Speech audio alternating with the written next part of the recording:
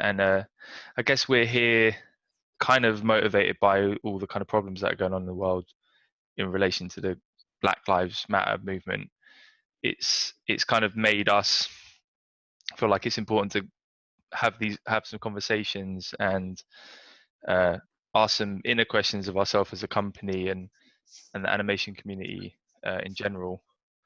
So we've invited Mo to come and talk to us about maybe his experiences within the kind of community as animation community as a person of color.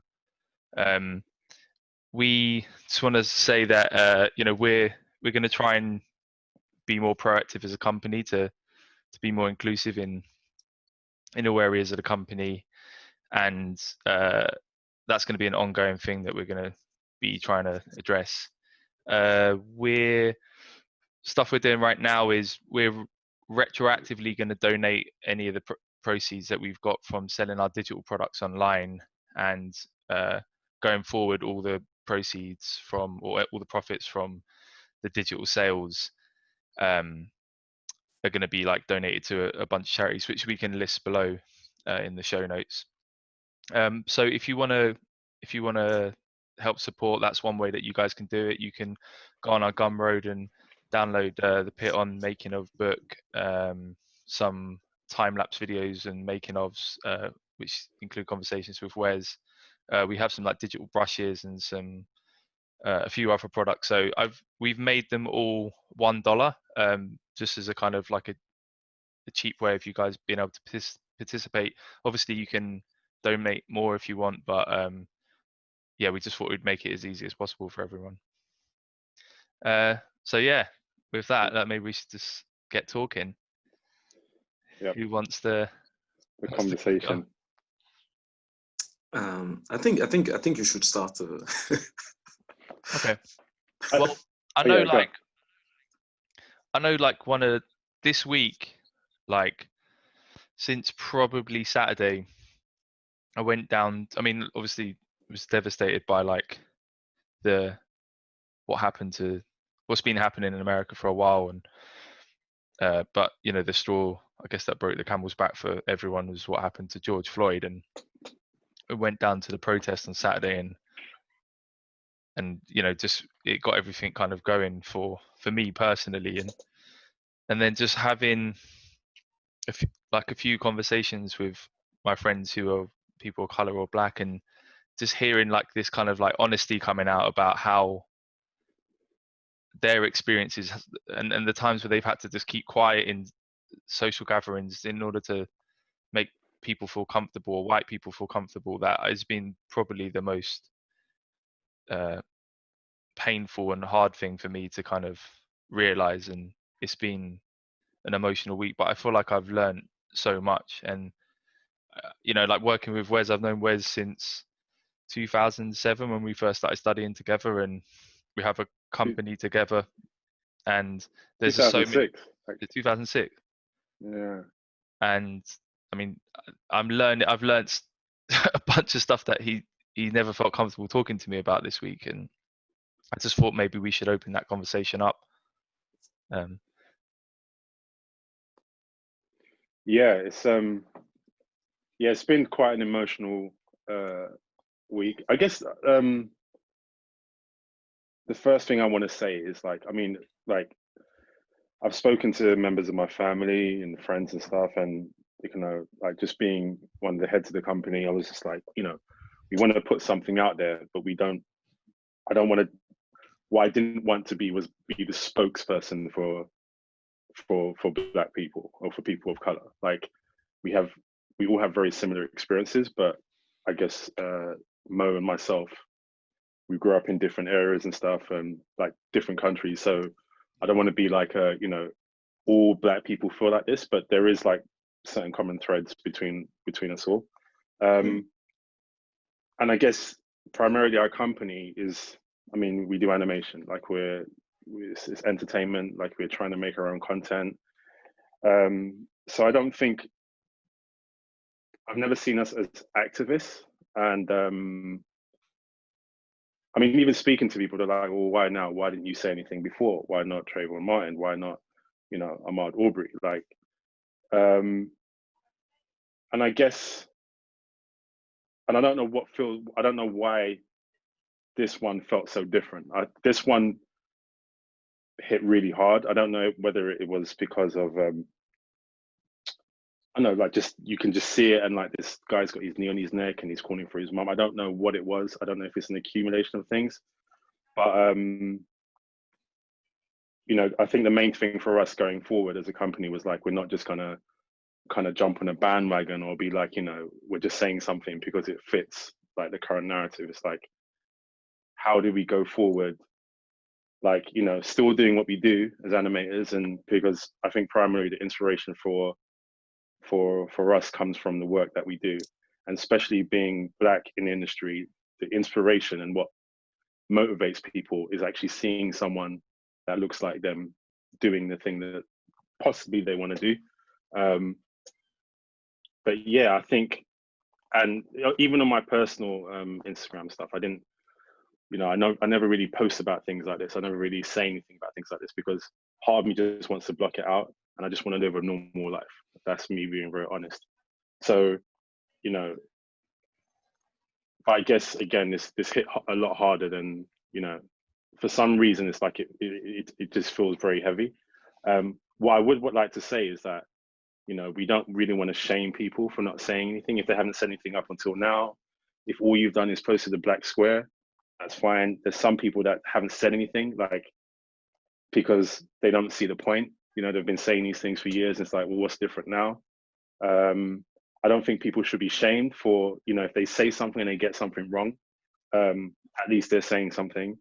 So I just want to make sure that, you know, people don't feel like pressured to say things. I think the most we can do at the moment is have a conversation, have a dialogue to make sure that, you know, people are being heard and understood from a completely different perspective. There's things I've said this week, as Tim was saying earlier, that I haven't said.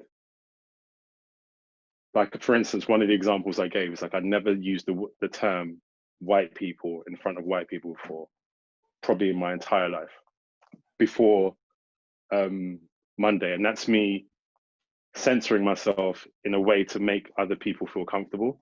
And it's not like I'm gonna come into the office and be like, yeah, white people, this and that. Like, that's not what I'm saying, but it's kind of that censoring to kind of make, you know, you almost don't want to create an us and them narrative. You just want to like, just be normal and work with people and be normal. And for the most part, that's what we do.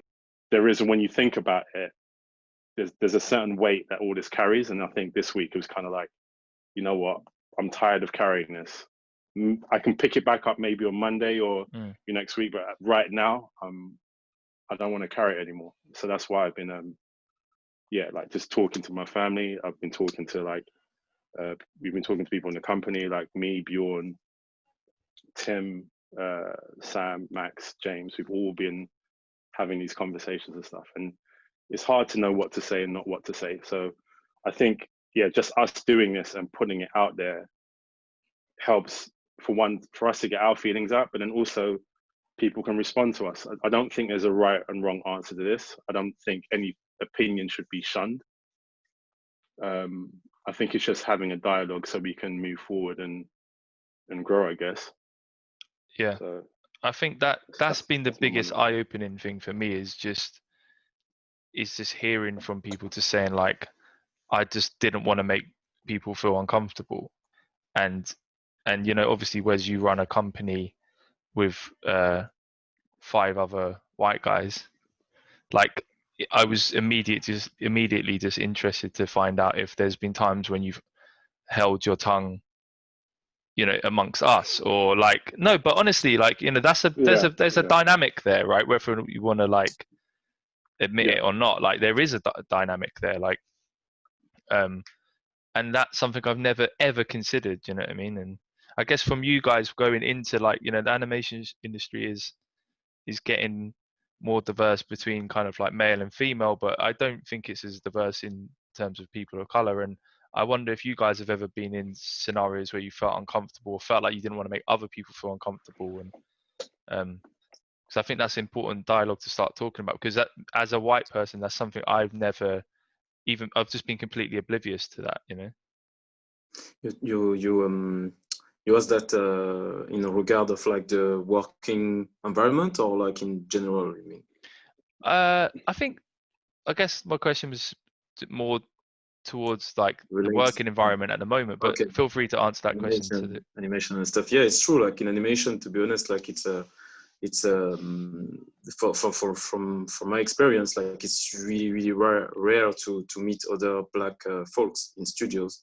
Most of the time when I work in companies and stuff, I'm the only black dude most of the time.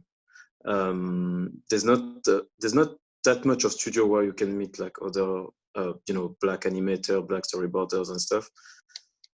Where I would say like sometimes when I meet other black folks, it will be like into like the production area sometimes, you know.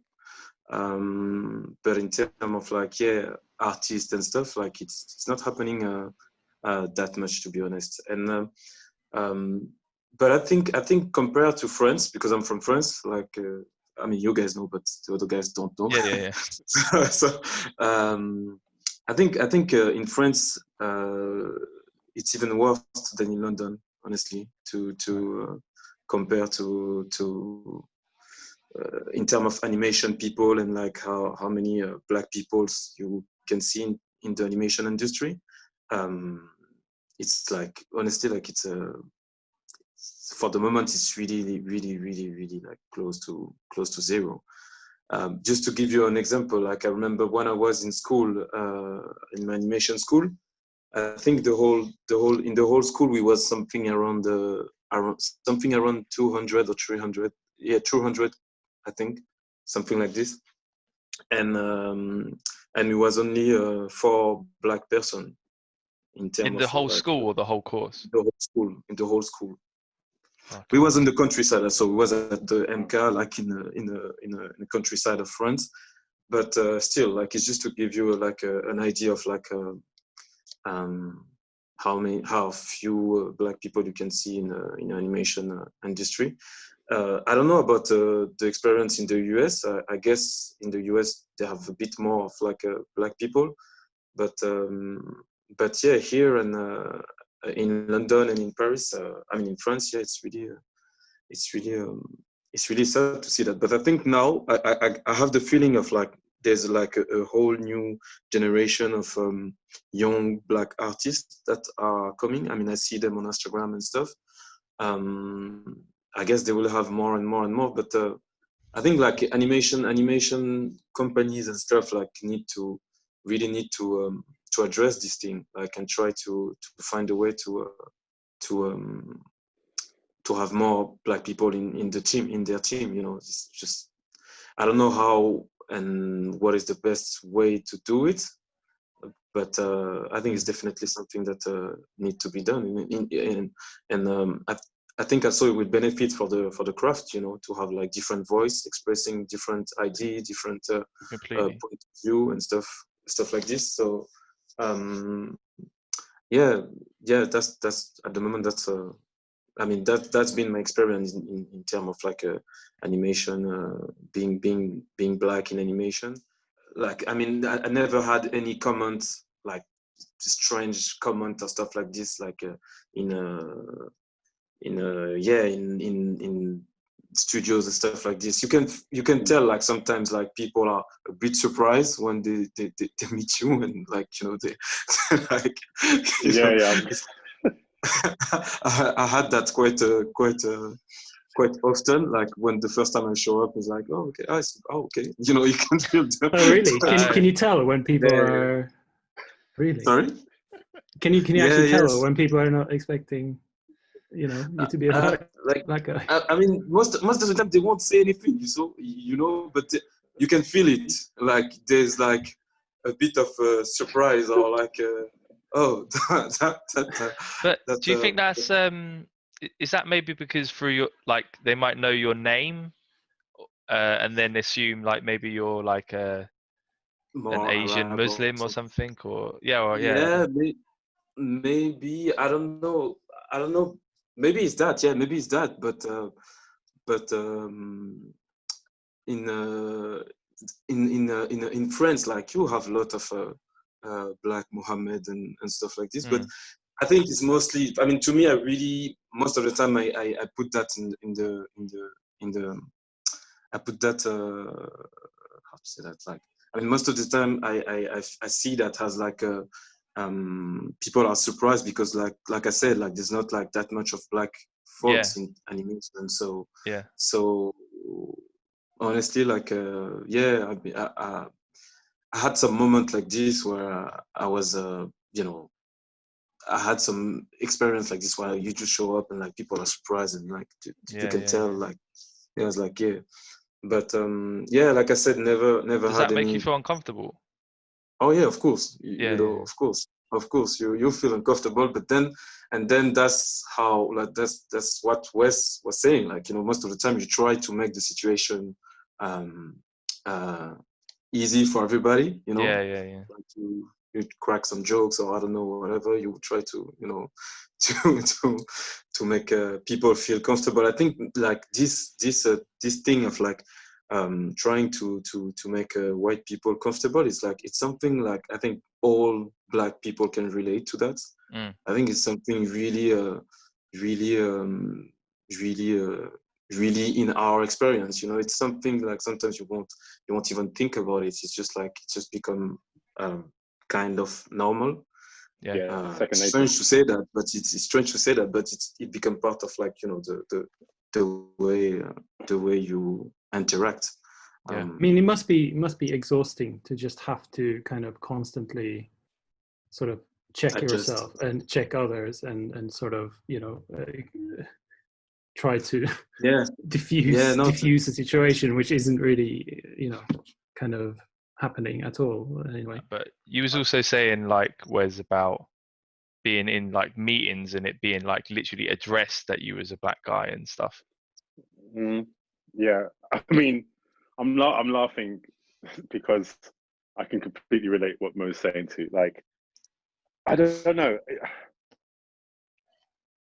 It's I think because it's second nature, it's not exhausting in the sense that, like, I don't get up in the morning and be like, right, now I have to go to work and put my white facing hat on. Does that make sense? But it's like, it's more, you just do it. You just kind of get up and you do it. I think in those sorts of situations, when I meet someone and they see, most of the time they'll see my work first and they see me, and there's like as Mo was saying, you get that look, you're like, there's a bit of a surprise.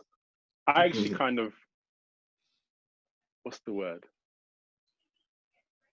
I took a bit of like, that never really upset me. It was more like, yeah, that's right. Do you know what I mean? Like, it made me think, made me feel proud that I'm looking at someone and it's almost like, whatever ideas that you had, I've just completely changed them in that moment, because, do you know what I mean? It's almost like a bit of a, I don't know,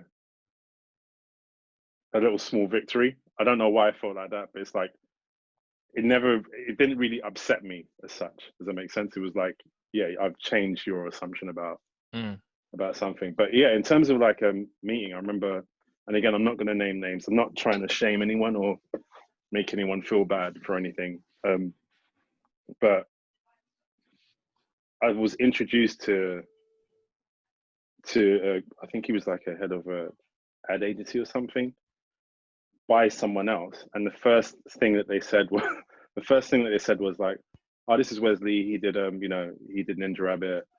And it's like, oh, nice to meet you. And then he nervously kind of said, oh, I bet you wasn't expecting a big musty Black guy. So I was like,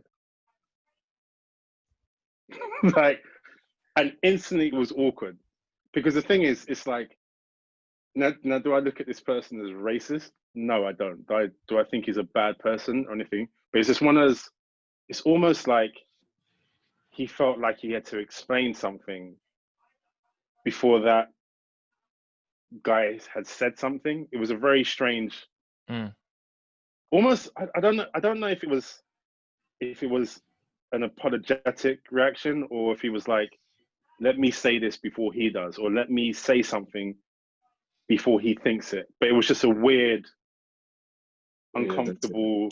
It was strange. I was just like, and then and the guy that's not naming names or anything, but the guy that said that was a white guy, obviously, right? Yes. Yeah. So it was. So I was like, all right, and then I just kind of left it. And you know what? Like, even in that situation, I feel, and this is what I'm going to do going forward, because, like, you know, again, like, some people have been fighting this fight their entire lives, sort of thing. And I guess people doing that, you know, I'm kind of standing on their shoulders in the sense that I get to kind of do the things I want to have my freedoms because someone else has spoken up for me, right? And I think in that moment, I feel bad because I passed up an opportunity to pull him aside and school him, not to tell him off or make him feel bad, but to show him that, you know what, like, or just ask him, have a dialogue. Like, why did you feel the need to say that? Because then going forward, he might not make that mistake with someone else, whether it's, you know, a black person, Asian, white, whatever, like a female. But it was something in him that came out that he probably didn't even realize was there. And we never spoke about it. And I think I missed an opportunity. So I know going forward, like, if all I have to do, and if the only uncomfortable moment I have in terms of just making people more aware is putting them aside and saying, you know what, I know you didn't mean this. If that's all I have to do, that's a small kind of price. I'm not having to stand on the podium and give an I have a dream speech and risk being assassinated. You know what I mean? It's like all that groundwork has been laid out for me already. So if all I have to do is just kind of pull someone aside and just show them, like, or just ask them, just have a dialogue with them, that can change the narrative going forward. You know what I mean? And I've missed so many opportunities like that, again, because you just want to kind of get on with it. You just want to live a normal life. And yeah. I think the fact that, like, forgive me if I'm wrong by saying this, but, like, I think the fact that, like, even the natural reaction for that is to kind of, like, laugh as you're saying it or laugh as you're hearing it is a way that is such a truth, is such a thing that happens on a daily basis that it becomes like a punchline almost, or a joke to hear it, you know what I mean? And, like, that in of itself is, like, such a huge like symbol that this is been going on for so long and no one has realized it, and you guys have had to shoulder a lot of this stuff without having to the comfort to be able to talk about it, you know. And that's the thing. It's like, and I'm glad you said that, because even me laughing at it, I'm that's why I said when I was talking about Mo's experience, it's not that I'm laughing at it because I don't think necessarily like, oh, ha ha, this happened to you, but it's like, yeah, I've been through that. I get that one. Do you know what I mean? It's more like, it just is everyday life. Like, and again, I don't want to, like, come on here and, like, you know, I don't want to make it about me, or, like, I mean, yes, I'm sharing my experiences, but again, it's like, I don't want to trivialize what's happened in the United States and what continues to happen with just people being gunned down wherever it is, and that, like, that's like at the extreme, that's like at the extreme end of, I don't know, conscious or unconscious bias.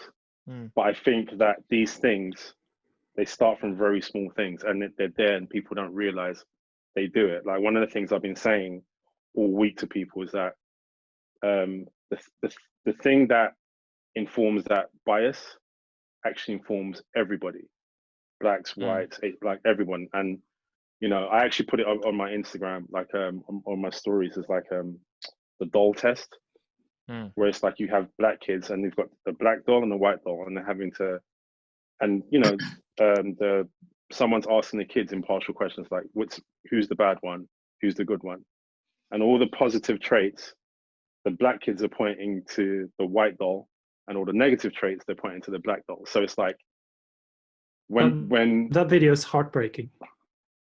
Yeah, I mean, it's absolutely heartbreaking. To watch. They're so young. Yeah. Sorry, go ahead. Yeah. So yeah, and they look how young they are. It's not like,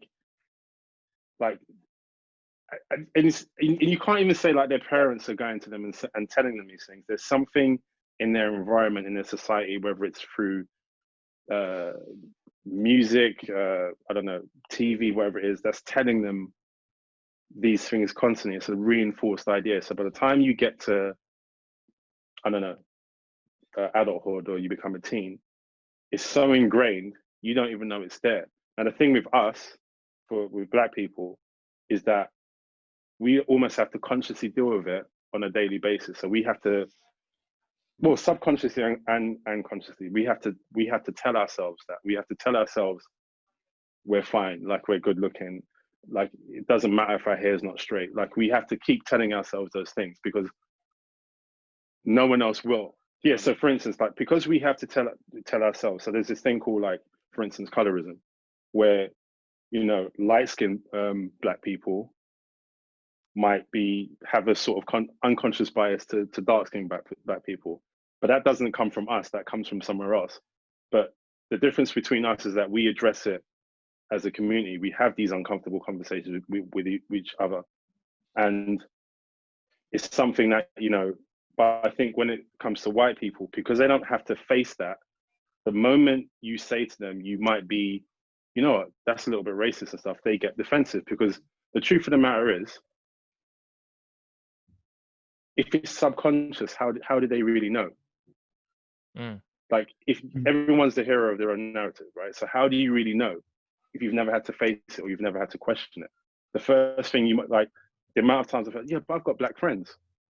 You know what I mean? Or the amount of times I've heard that, it's like, yeah, but that doesn't mean you don't have it in you. And I think every human, like, you having an unconscious bias or isn't necessarily your fault. It's something that's happening around you. But once it's been pointed out, if you don't address it, it does become your fault. It does become your responsibility. I don't know, like, I mean, we're talking about George Floyd, but did anyone see the Christian Cooper? So this is a very small incident with the bird watcher. Yeah, I did see that. Yeah. So he was basically he's in the park. Like, Google it. He's in the park, and the white woman basically called the police on him, saying that before she called the police, she said, "I'm going to tell the police an African American man is trying to attack me." And then she called them, and as she's calling them, she keeps saying it, but she's working herself up into a hysteria. Now, she said she's not racist, right? And Christian Cooper actually said, you know, like, when he was asked that question, he was like, "Look, I can't tell you whether she's racist or not, because I can't judge someone by one moment in their life." And I think he was being very gracious, right? Because he's actually looking at it objectively. And I actually agree with him. You can't judge someone in one moment in their life. But he said, what I can tell you is that what she did was absolutely racist. But it's an unconscious bias that just came out. Like, you knew, something in you knew to weaponize that narrative. Why did you have to say it was an African American man? You know, so it's like, I mean, she really knew that, recognized this as well, right? She really, like, took advantage of that fact that she knew. But whether she knew, whether she's, like, racist on a daily basis or whatever it is, like, again, we can never know that. But he was saying it's part of a bigger problem, because these things come out. There's so many stories that you hear. Like, you know, I was listening to another one on the radio of I think I shared this with you, Tim, as well. Like, I think it was BBC One Extra, where a white woman was saying she's afraid of large Black men. Yeah. She doesn't know why. Like, she's been very honest about it. She doesn't know why. And she's like, I'm not for this. For what happened, I was disgusted by it, sort of thing. So I'm not for this. But why I feel that way, I don't know. And the host said, you know what? I appreciate your honesty, because he was saying, as a tall Black guy, being dark skinned, whatever it is, he has to almost shrink himself, like physically shrink himself, to stop people from feeling uncomfortable. Like, I've done that. Like, as a man anyway, when you're around, you know, like, this is something I learned from my mum and my sister, actually. Like, as a man, and I'm not a threatening person, I do animation. I'm like, you know, I like drawing pictures and stuff. I don't think I'm a threatening person at all. But as a man, I remember there's one time I got annoyed with my mum about something. Now, obviously, I didn't do anything to her. She's my mum. But my body language and my physicality, whatever it is, she felt very threatened by it. And then my sister would say, your temper's you've got a really bad temper. And I'm like, what are you talking about? Like, I don't think I have a bad temper. But what I realized is like how it manifests and how it looks is threatening. And that's something I had to learn. So, and these people, like, I mean, they're my family, they know me. So imagine when it's a white woman or someone that's white, like you have to be even more, it's like another layer on top of it. You know, I'm always conscious of things like that. If I'm walking in the street and it's late at night, whether the woman's black or white, if I'm walking behind them, I'll cross the road just to make sure they don't feel threatened. So I do that as a man anyway, but when you're black, there's just another layer to it. It's like an extra, it's like an extra consideration. I guess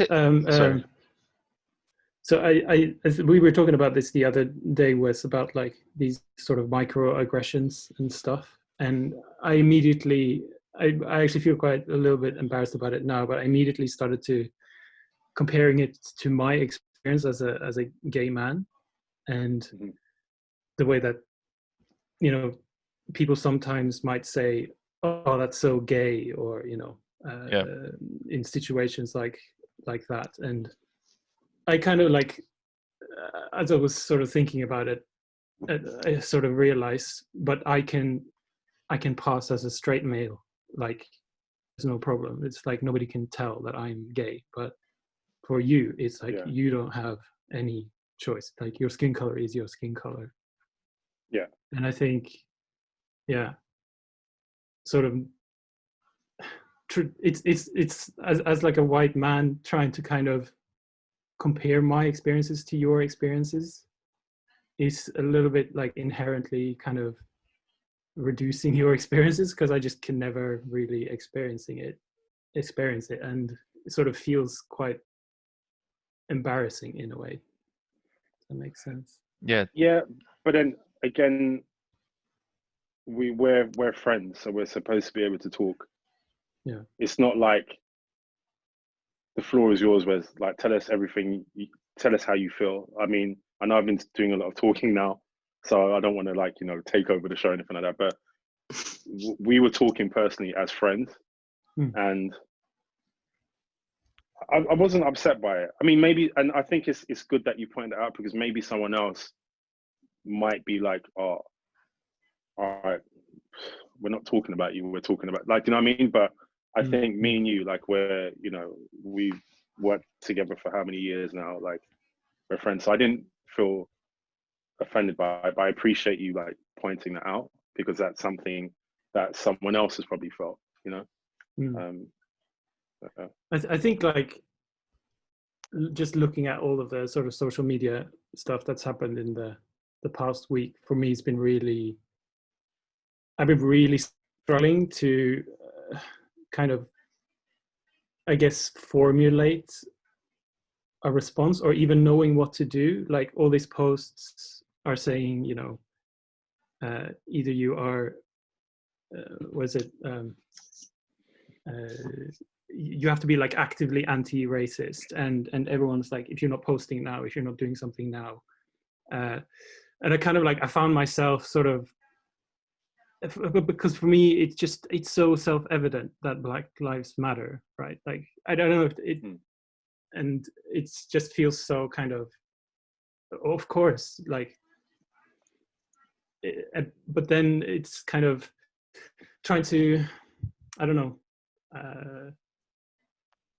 I think what I spent a lot of time thinking about saying the right thing and trying to formulate a response that wasn't like everyone else's response, because I feel like there's some value in, you know, properly sitting down and thinking about what you need to write, or formulate a response that kind of comes from you personally.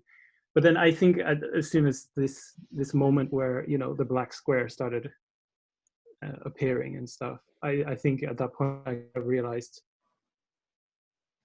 that it's not about me, you know, like, it's not about my response to this, it's about the voices that have not been heard throughout history, and it's about amplifying those voices and about just saying it straight out, Black Lives Matter, again, because people haven't heard it, you know, like the other times. And so I think at that point I was like, just started sharing stuff and starting reposting, and for me that was a little bit of a sort of moment, I think. I personally have also felt like there's an urgency and like the kind of wanting a way to kind of formulate a response and take your time is in a way kind of a white privilege, right? It's like exactly. I saw totally. I saw an interview with James Baldwin, and he was sort of saying, you know, I've been lived in this country 60 years now. My grandfather and grandparents and parents have all spent time waiting. It's like, how long do you want for your so-called change? You know what I mean? And it's like, we should be motivated right now. For to be honest, for me, it was like you said, like it was interesting for me to see those kind of posts, like people expressing, like white people expressing stuff and saying some stuff.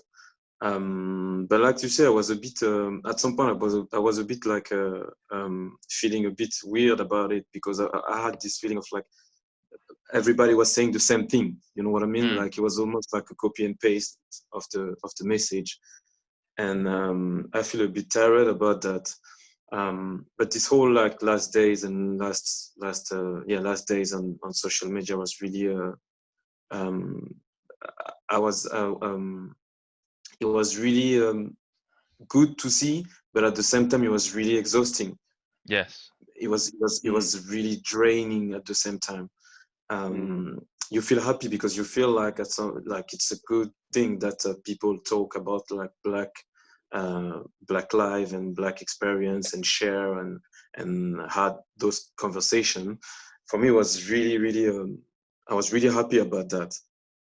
But then at some point you see like there was like so many stuff happening at the same time, like on social media. Everybody was posting, everybody was sharing, so you have this thing of you want to be part of it and you want to share and check and see what's happening, but at the same time you feel like it's really exhausting because you spend like time checking, reading, retweeting, thinking about it, thinking about that, and at the end of the day you just like have this whole messy, you know, thing in your head where you're just like, wow, that was a long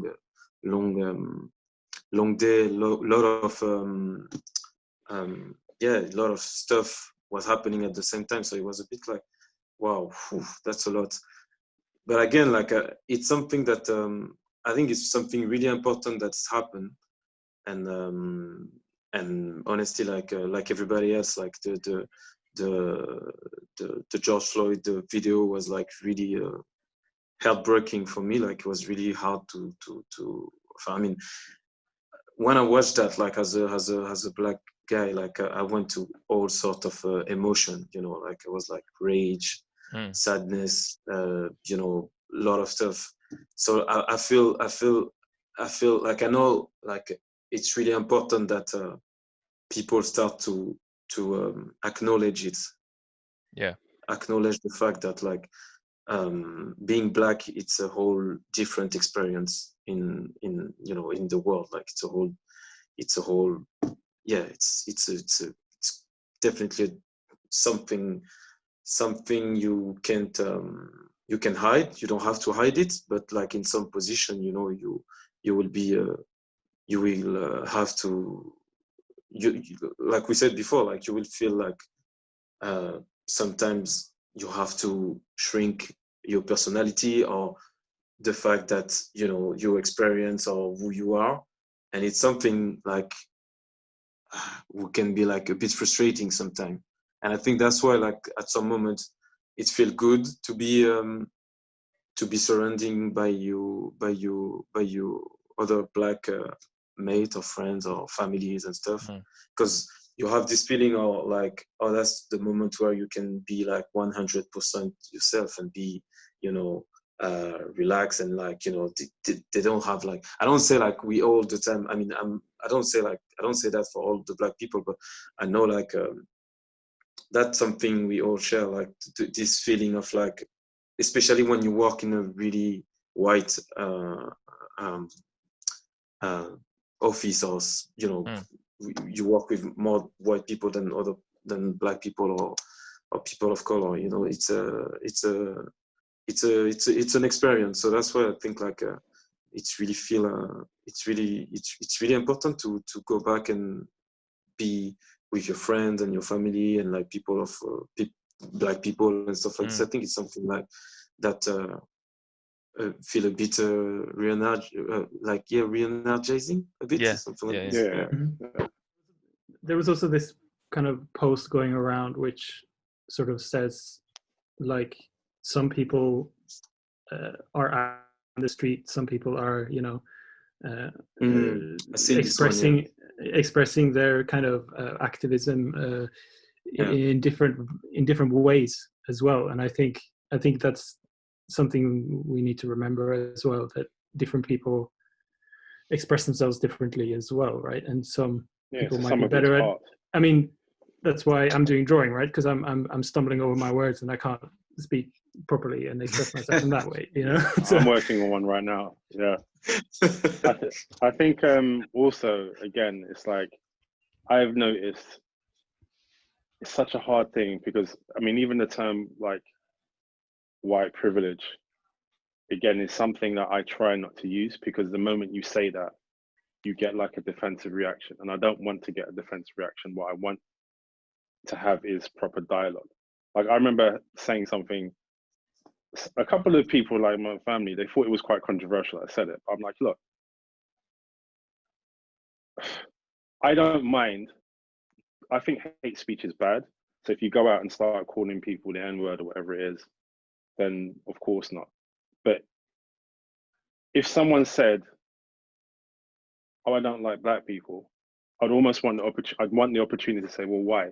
Because the thing is, if I don't get to know why you think something, I don't get to change your ideas. I don't get to change your narrative. As soon as you shut people's opinions down, it just goes underground.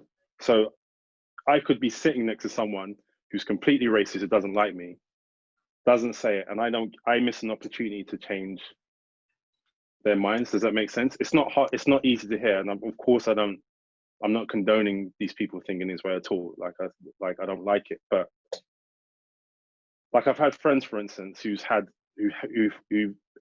white friends who've said things like, you know, no, you're right, but it's the rest of them I don't like. So it's kind of like, and I've heard that a few times in my life as well. And in those instances, it's like, well, what do you mean by the rest of them? Because if you're saying the rest of them, like you're talking about my mum, no, but I've met your mum. Well, how about my brother? But your brother's cool. So straight away, you go down this kind of dialogue of like, it's like you don't even believe what you're saying. Do you know what I mean? It's like you form this idea of Black people and how you feel about us, but actually, I've just named 3 people that you've met and you've spoken to, and whatever it is, and you think they're fine. So obviously, you don't really have that opinion. But I think like conversations like change things. So it's like I'd never want to come at someone from an accusatory standpoint and be like, yeah, you're this and you're evil because you think this. It's like, you know what, having being able to have an honest conversation with someone and hearing their ideas is the only way you get to change it, I suppose. But and again, not everyone agrees with that. This is why there's no right way of doing this, I suppose. But I feel like the terminology or the understanding of what is meant by white privilege is starting to change, which I think it used to be, or I mean, it is an inflammatory term, unfortunately. But when I remember then that word was kind of first, I started hearing it more and more. I initially just thought, well, white privilege is someone who's a rich white guy who was born into a rich family and has all that stuff, which is not my experience. So I was like, well, I'm not a white privileged guy, but what I'm understanding white privilege is now is like meeting someone for the first time after an email and then not being surprised that you're black or white. That is a white privilege. I've never had that. I've never been like, you're white. You know what I mean? Like, that's a white privilege, right? And that's, but again, that's something I'm understanding now, which is meant by it, you know. If that's said to you, you're not going to be defensive about it. Do you know what I mean? But, and this is exactly what I mean. But I hear what you're this saying, week, right? It's only like recently I'm feeling that, because I've heard it. You know, you started hearing it more and more. You know, when the whole Black Lives Matter movement happened, like really caught energy a few years back. But I didn't understand it, and that's probably because I was doing more talking than I was listening. You know, and I'm only getting that now, which is shameful, really. But I do understand. I feel like I'm understanding it better now. You know. I think that again, these conversations, like they're so difficult. I mean, I'm trying to, try and reinforce positive images or messages and stuff. Like some of the things I put on Instagram, they aren't easy to hear, but I'm trying to do it from a perspective of like I was talking to Arena about this actually, like Arena's did the music for Piton and Ninja. Yeah, the music for being a collaborator with her. Yeah. I'll put that her in the show notes. Arena May. Yeah. So I was talking to her about just like how every time you see a black person being murdered or in chains, and people are sharing it, it needs to be shared, I suppose, because people won't get it if it's not shared. But it's almost like you're damaging yourself psychologically because all you're seeing is all these negative images.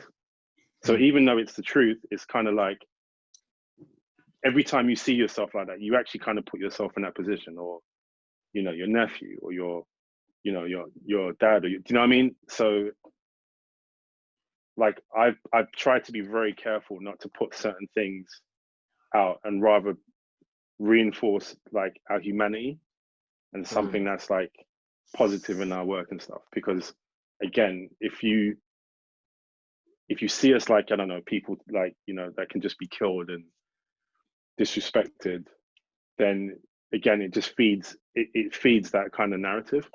I mean, we were talking about touching on some kind of points of like, the proactivity of people at the moment, and there's been a whole big conversation about the Black Square, whether it's positive or whether it's negative. And I guess like the true testament is like what you're going to do going forward. And that was one of the questions we had from, we put out some, knowing that we were going to have this conversation, we put out to the rest of the line and the people we work with some questions, is there any talking points? And that was one that we had from one of the our employees, a producer, Samia. She wanted to know like what we as a studio in the industry can continue to do to kind of like have an impact and make it a bit more of a lifelong commitment. And it kind of ties in with another question of that Sky had about kind of identifying the culture you consume and how that can create a kind of bubble where you might only, he referenced the video, I've forgotten the name of the writer, but she said that when she was originally writing, I can put that in the show notes, but she was a black woman growing up in Nigeria, and the first kind of story she started writing was about, they were kind of like Enid Blyton Famous Five sort of rip-offs, and she's like, I know nothing about ginger ale and eating apples and that, we eat mangoes and stuff.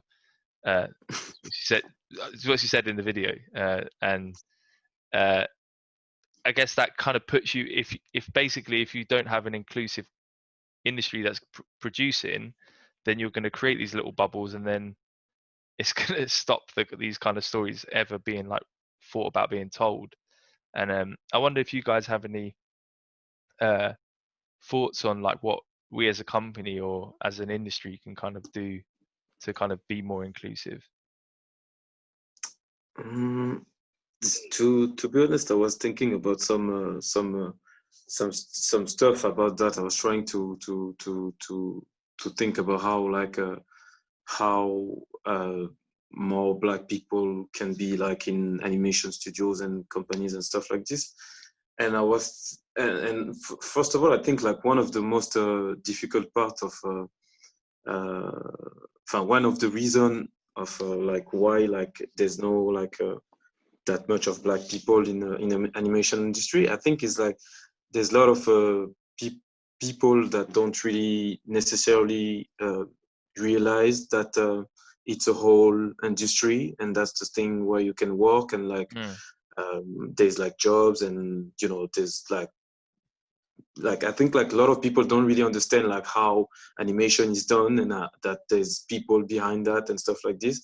So I think it will be like first like to make people aware of that, and after that I was thinking like maybe like for the people who are interested in animation, or who are like kind of like already in the process of doing some kind of animation, I was like that would be nice, like from animation studio, for example, to help those kind of profile, and I don't know, like to take them, for example, for a year and teach them like animation in house or stuff like this. You know, you can have like 1 or 2 employees that you pick from a bunch of like profile that maybe are suitable for you, and take them for a year, or like you teach them animation like this.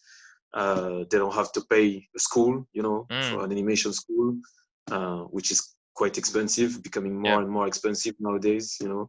And I think that's something that would be something really, really interesting for the people, because I think it's like those kind of, you know, we all heard those kind of story of like back in the days when people was working at Disney, they was just like knowing a bit of drawing, and then they end up in an animation studio and they learn like the whole thing, you know, there. Yeah. And I think it's something we lost a bit today. Like most of the time, like people they come from school, animation school or stuff like this. You will see like people who learn animation by themselves, but I don't think it's like that much nowadays.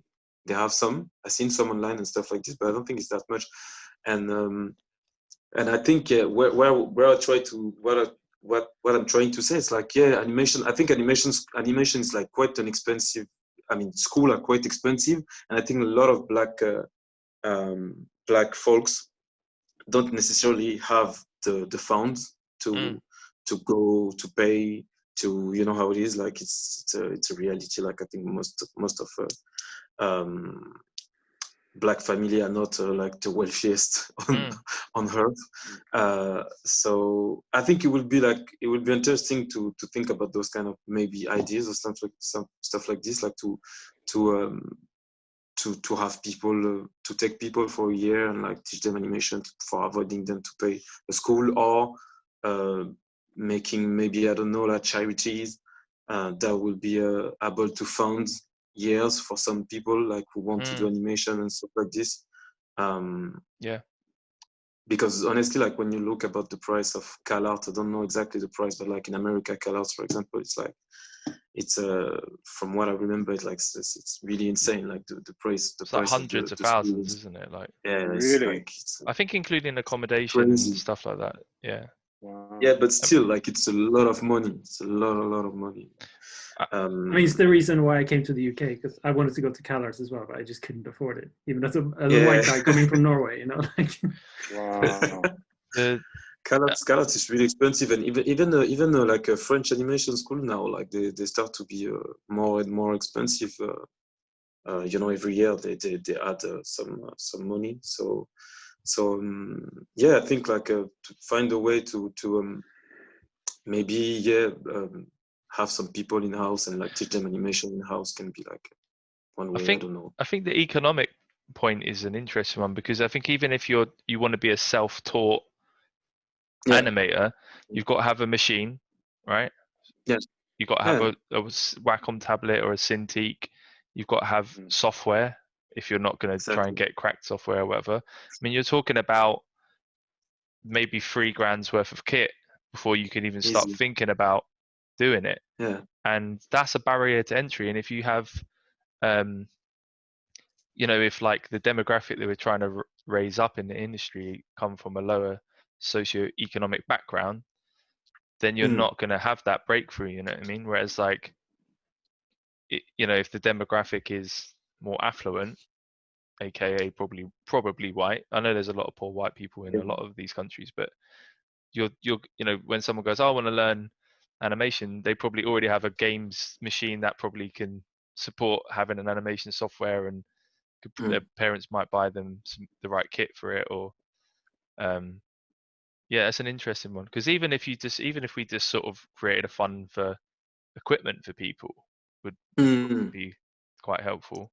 Yeah, it can be helpful for some people. Like, to be honest, like I don't think it's the case like for all like black folks, but I was thinking about it, and I was thinking maybe it's one of the reason of like why you don't see that much of like people from black people in animation and stuff like this, because I think it's really it's economically it's a cost. Like I know like for me, for example, I was really close to it was really complicated for me to be able to fund my school because I didn't have the money. It wasn't that expensive back then, but still, like I don't have the money, and back then they didn't have any sort of help like from the school or for the government to pay the school. But I get lucky and I find a way to pay for the school. But that could have been one of the reasons that for me to don't do the school and don't do animation and don't see what I mean. So, if you don't mind me asking, how was that experience for you? Like getting the funding or your support from, or like how did your family take it when you said I was gonna try and get into the arts? To be honest, like for that, like my family was always super supportive. Like they never tell me like art is not a path or stuff like this. Like they never really told me those kind of stuffs. My mom do some. My mom, she's not like a real, like, I mean, she don't see herself like an artist, but I know she have like an artistic fiber in her. So they never like they never discouraged me to do art. So when I they was only worried like at the fact that the school I went to was not in Paris. I come from Paris. I grew up in Paris, so I had to leave the house. That was the most worrying stuff for them. Okay. But in part of like for the rest of the thing, like they was really supportive and like. What did they worry about? They was worried about like the fact that that was the first time you leave the house. You're gonna be there for 3 years by your own. You don't know anybody there. Those kind of stuff, parent stuff. Basically. Yeah. They can't keep their eye. They don't know what you're gonna be getting up to. Exactly. But then it was okay. Like at some point, my dad made a talk with my mom, make her understand that it's a big man now. Have to go. So yeah, but yeah. So that for me, that was one of the reality. That was like money-wise was a bit stressful to find the school. Yeah, and I know now it's getting worse. So I can even imagine now, like how do you do if you don't have the money to pay those kind of stuff. And it's a vicious like cycle or loop because if you're not having people from other kind of backgrounds, all sorts of backgrounds entering into an industry which is ultimately telling stories, then they're not you're not getting these stories being put out, so then it's inspiring less people to want to enter into that industry, and then you just have this loop that just needs to be broken somehow. It's like a visibility issue, right? Like where you just don't see any black people in those positions of directing or producing animation at that level. And if you don't see anyone, then you're not even going to consider that it's an option for you, right? To even go there because it's not really something that you do. And I think that's one of the reason also. Like for me, it's really it's something really important for me to draw like black character. And like most of my work is like I draw like black people because I think it's like something, like you said, like it's something that people need to see. Mm-hmm. People need to see that. I was talking about that with Jonathan yesterday with Job, and I was telling him that for me it's like there's something where I really want my art to be. When people see my art, I really want them to know already that I'm a black guy. You know what I mean? Yeah. Have this kind of it's something important for me, because I really think like it's something that that it's part of me. First of all, I'm a black dude, and you know, for me it's important to address and to draw those kind of people, because we don't see them often. Even now it's like it's becoming better. We start to see more and more like diverse kind of characters in animation, but still, like I'm like, okay, if me as a black person, if I don't draw the black people, who else gonna draw it? You know, I'm supposed to do this. So for me, it's like it's something. Do you feel really, a weight of responsibility there? It's not a weight, but it's something like I'm like, yeah, I have to do it. You know, I just like it's not. I don't feel that as like something like stressful or anything, but I feel that more as. I feel that more that it's.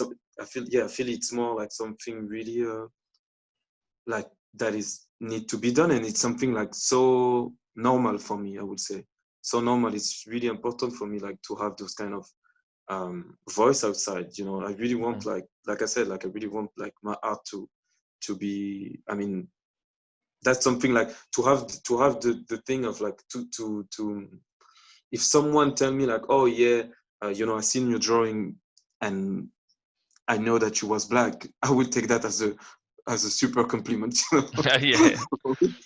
know? Yeah.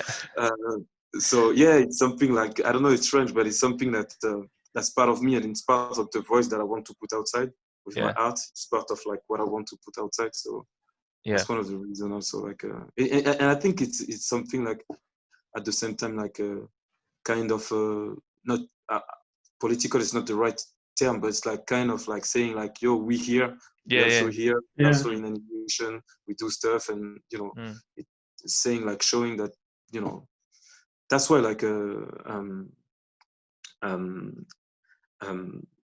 when I remember like when I seen like Grand Piton from West, I was really happy, man. I was like, oh, that's so dope, you know, like to see, and I really hope like this is gonna turn up in a TV show or something, man. That would be so cool. I'm working on it. I promise. we're working on it. I hope so. Also gonna be outside soon. But yeah, you see those kind of projects that's not the type of project you see that much in animation. You will have projects with you know, like now you can see like black characters and stuff, but they will be like, most of the time they will be the friend of the you know, hero or stuff like this. It's not really often that you see like a black character in the center of the story, like being the main character, and like the story evolving in this and I think also like that's one of the reasons also why this multiverse, Spider-Man multiverse, like made such. I mean, it was beautiful, but I think the fact that Spidey was this black dude, I think it resonates even more with like more people. I love that film, man. Yeah, it was really good. It was really good. It was really good. The thing is, it was done in the right way, in a sense that they didn't just take Peter Parker and make him black.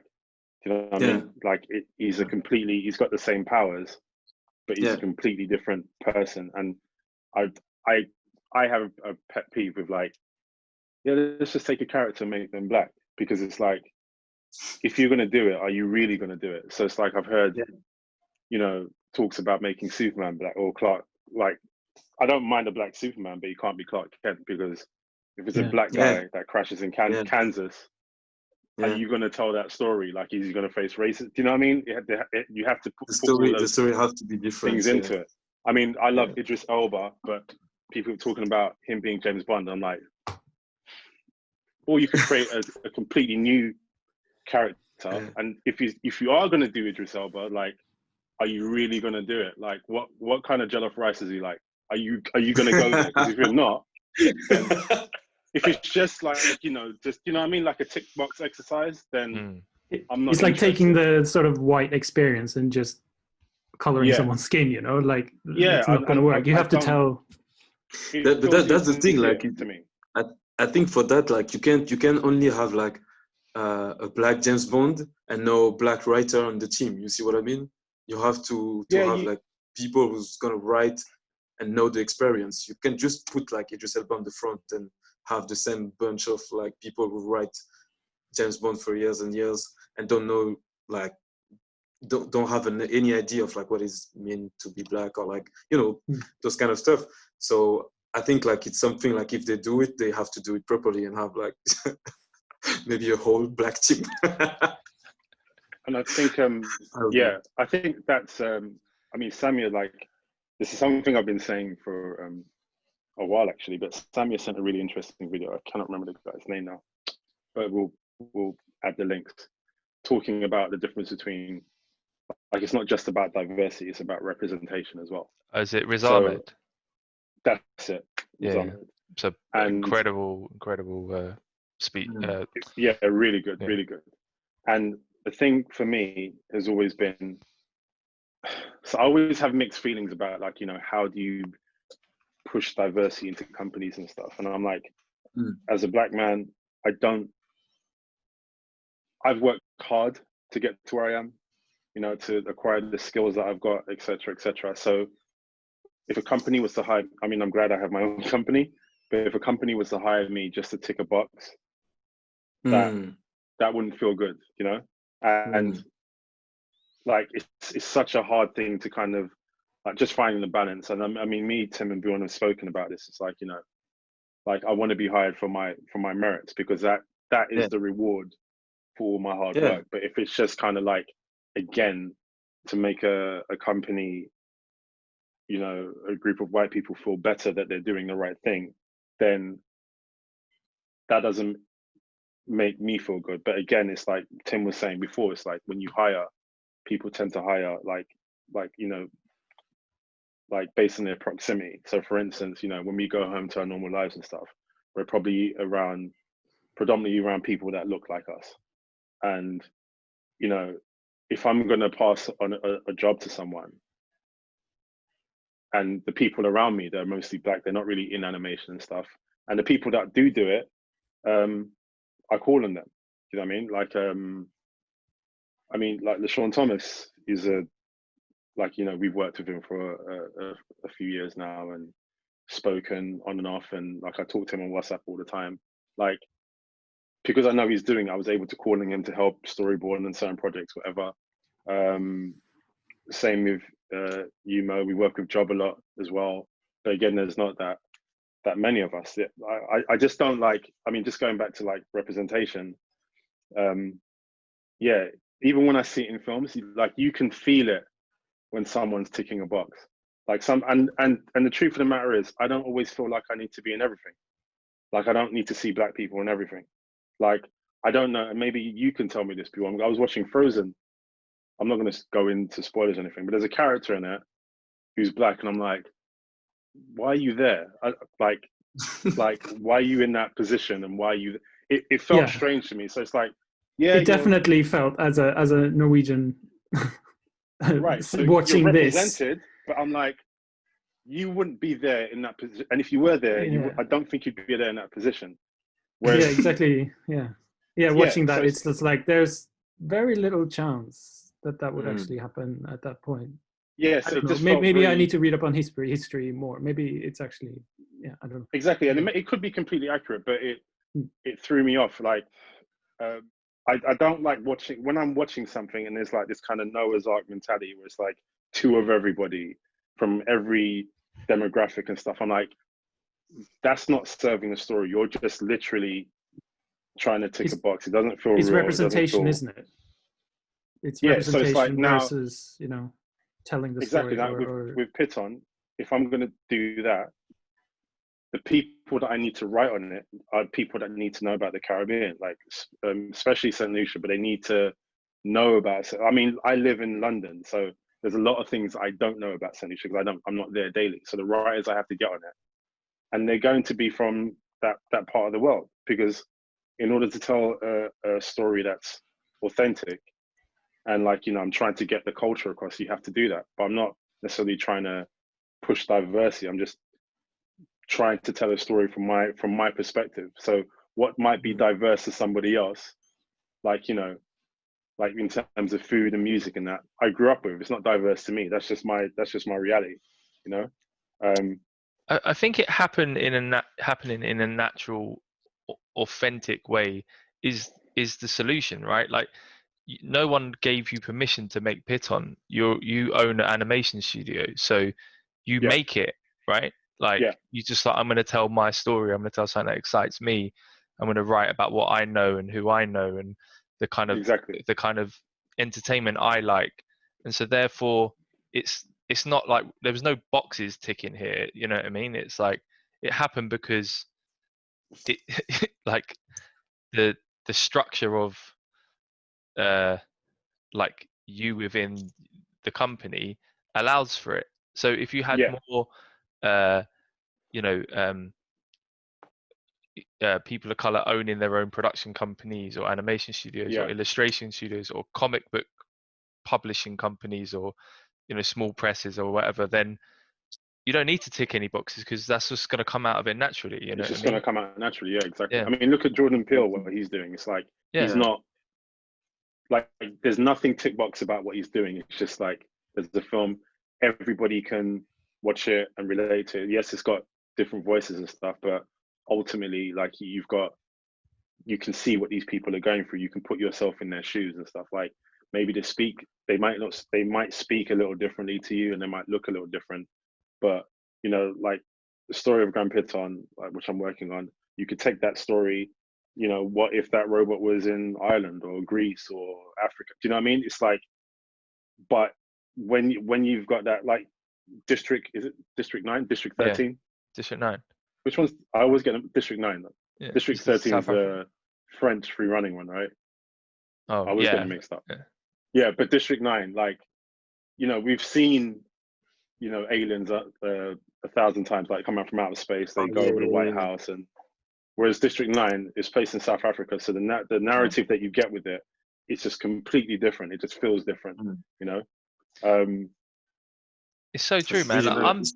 This movie was really nice. Like, that was the first time, like you said, it's incredible. Some stuff like this, and it was really nice. Yeah, I enjoyed it. It's like, how often do you have conversations and people go, I'm bored of what's on telly, I'm bored of what's in the cinema, how many remakes can you watch, how many things? And it's like, the answer is just get more voices making stuff and you will get new original stories. Exactly. It's as simple as that, you know. Definitely. Yeah, and you'll get good stories as well. It's like I mean, how to do that, again, it's like, I mean, I don't know how you I mean, I'm assuming you feel the same way as me, but as a professional, Mo, I'm sure, you know, you want to be hired on the merits of your work, you know. But again, I think, as like we said before, like, maybe it's like going to schools and, you know, training another generation from the ground up, and just being more visible so that they can see, oh, actually, this is a job that you can do. Like, actually, yeah. I mean, it seems like education is a key thing for this to work, right? Like, you know, educating people on how to be good in the animation industry and learn how to draw and stuff like that. But is there like other things that we can do? Like, it's really tricky. Like you said, it's, you know, do you want to hire someone based on their skin color? You don't really want to do that. And I was speaking to my flatmate as well, and he was like, do you want to be hired because you're gay? And I was like, no way. That's like completely besides the point, you know. Like, how do we not just try to fill a quota because it's necessary, you know? Like, it's necessary to have the visibility of Black people in these roles. How do we do that? I don't really know the answer. I don't know the answer. I know like just the project that I'm doing inherently will have more black voices because it just has to. But at the same time, you know, when we did Piton, it was like you had like for instance, like the two main animators, and it was I mean, it was me. I did some animation. Job, who's black, and then Venda, she's white.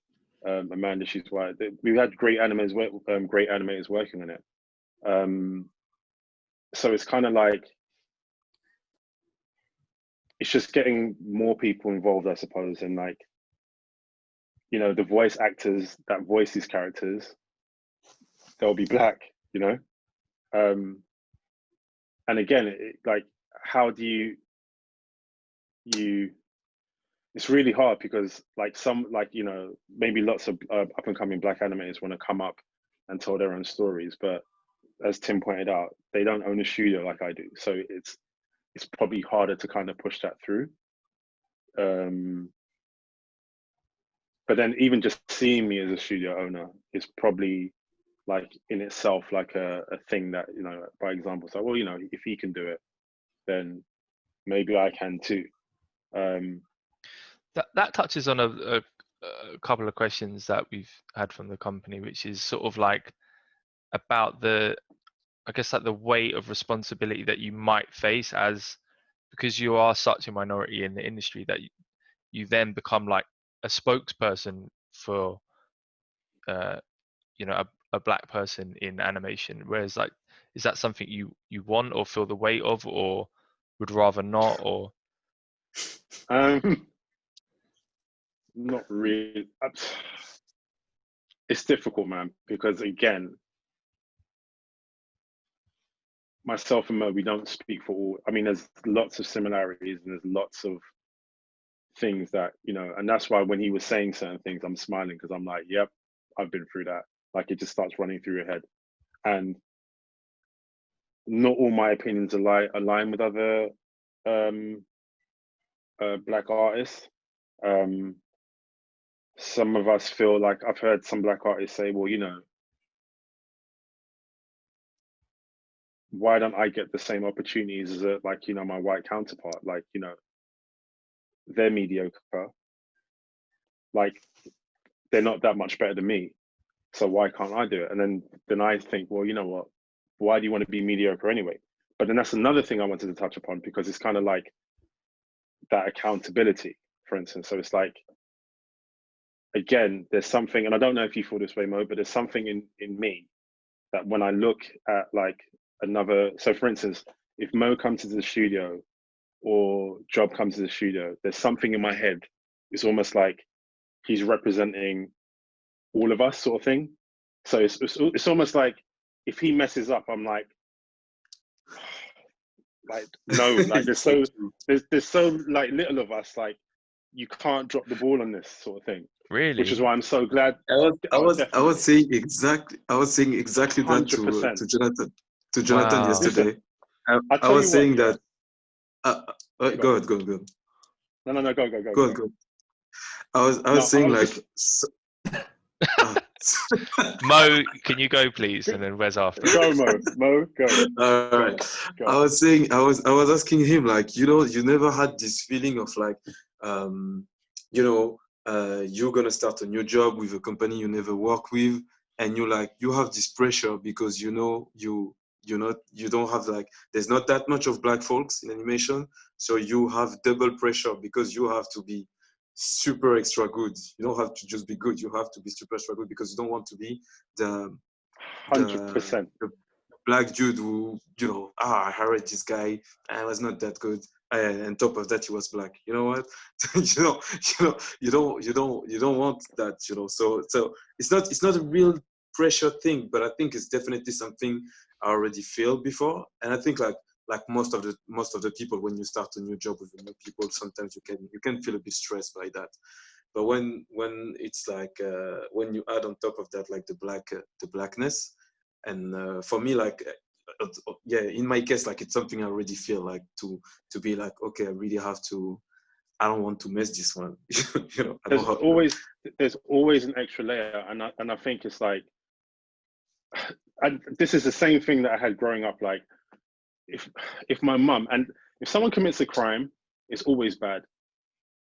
But I remember images of my mum, like if someone committed a crime on TV, she's like, please don't let him be black, because there's already like a negative. Yeah. There's already a negative, like, kind of, you don't want to.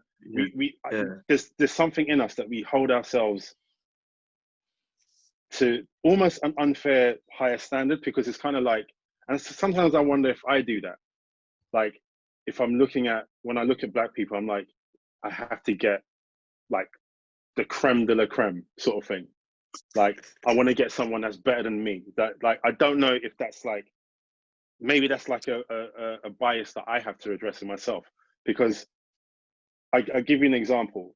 So like John Boyega's been like protesting a lot, right? And he's been talking about, like, you know, like, he's just upset.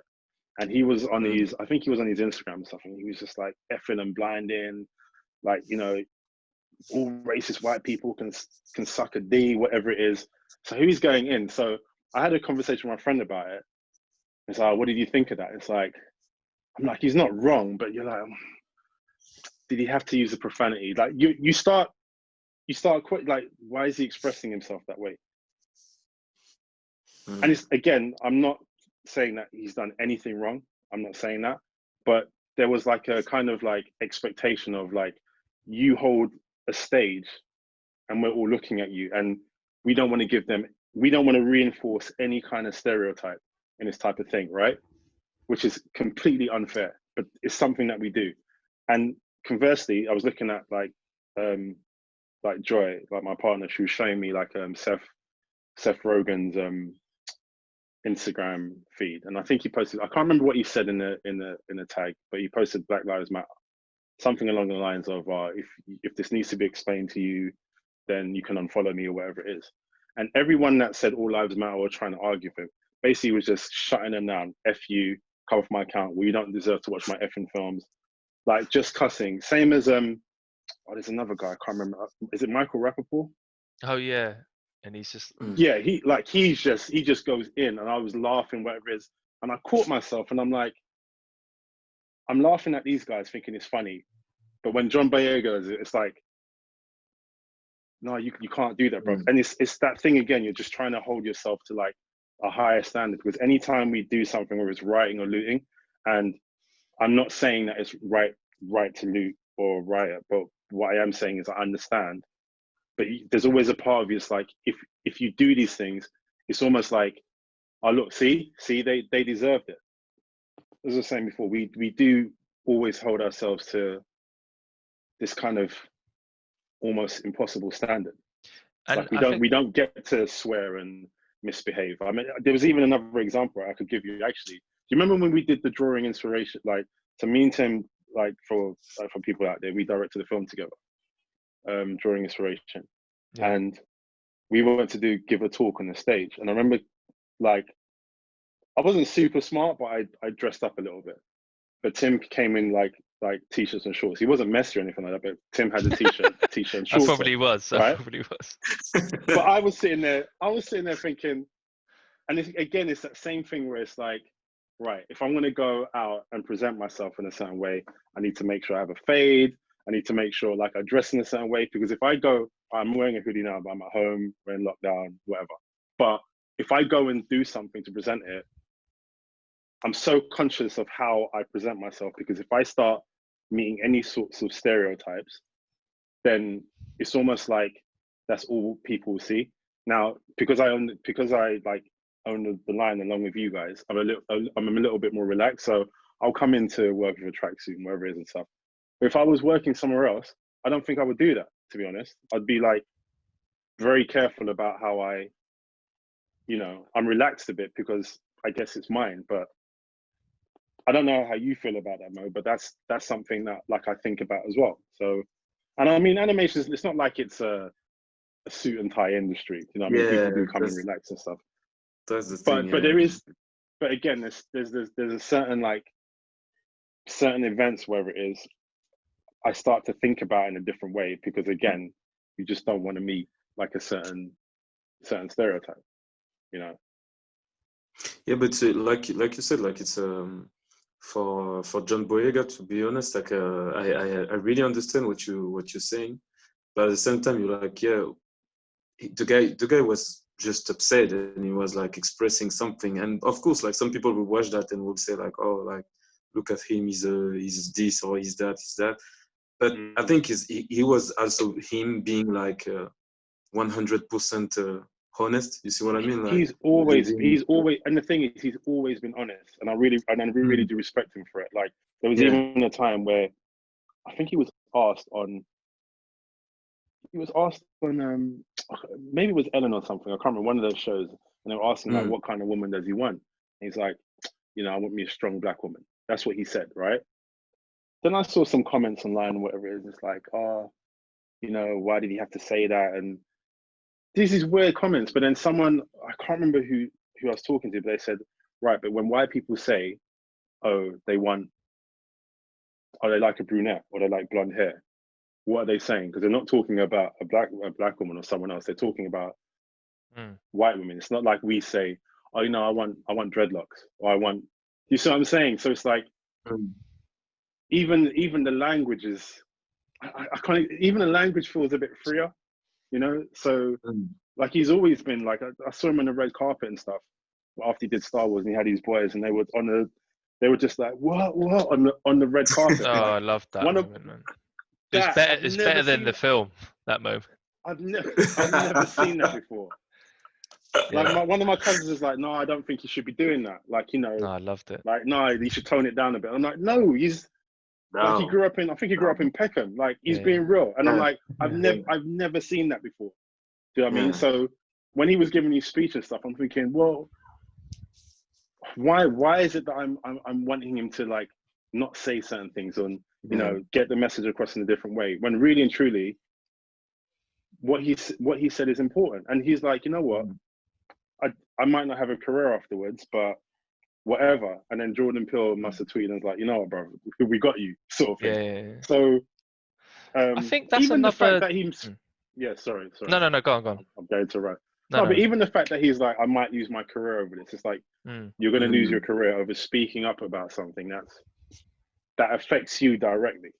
Because ultimately, it's like that joke that Chris Rock said. You know what? I bet a lot of white people wouldn't want to trade places with me, and I'm rich. Yeah. So I'm saying so. I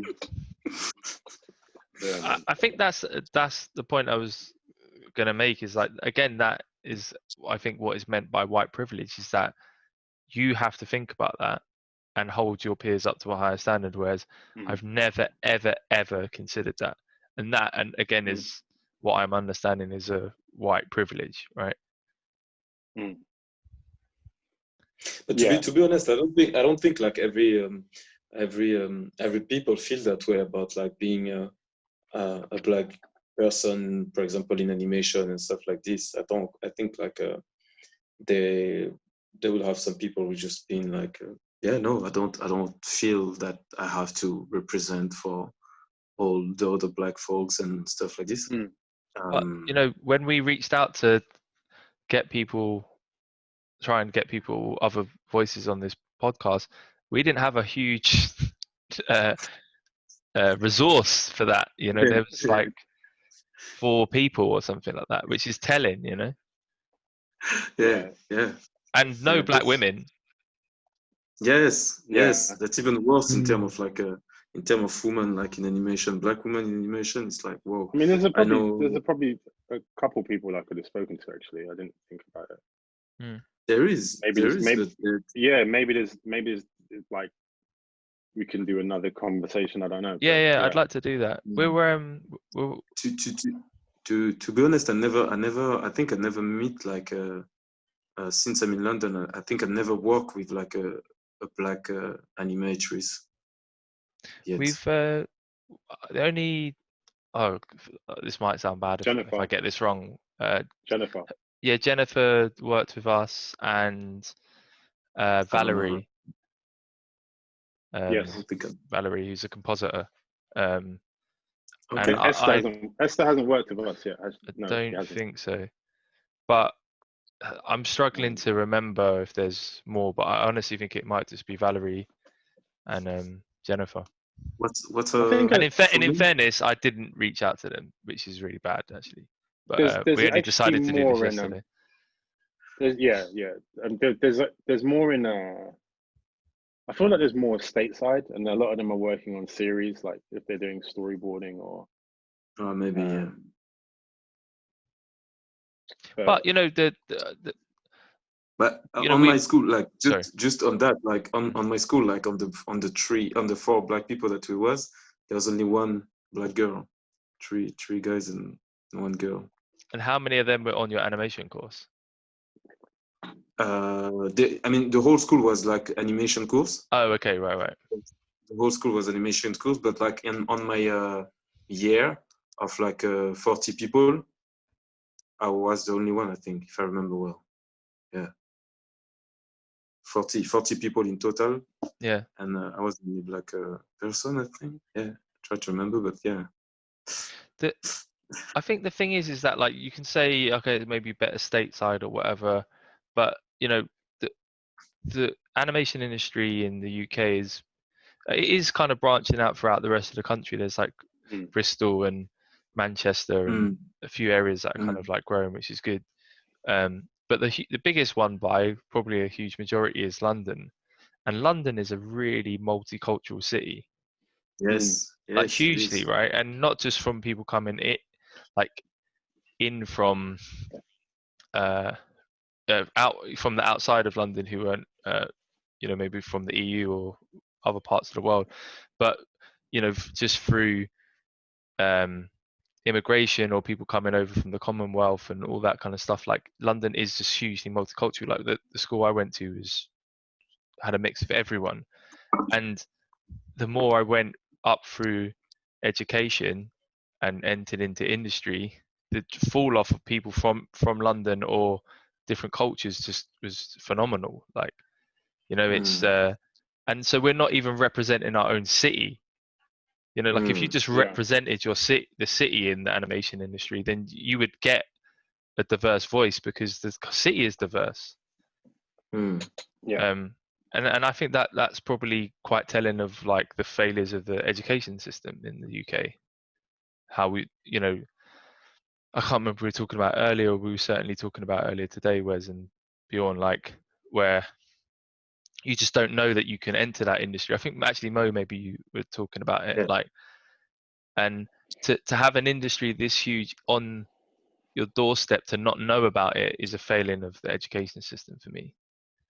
Yeah, to be honest, like I remember, like I mean, it was a few years ago now, but I hope now it's a bit better and it's a bit more easy to find. I'm pretty sure now it's more easier to find like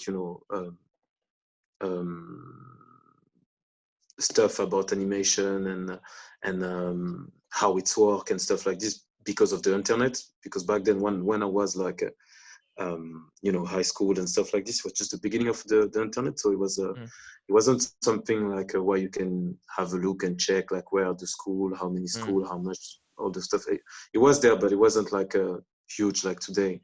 So I guess now, like for most people, like will be I imagine like people will be aware of like animation being a possibility and a work or a path to take.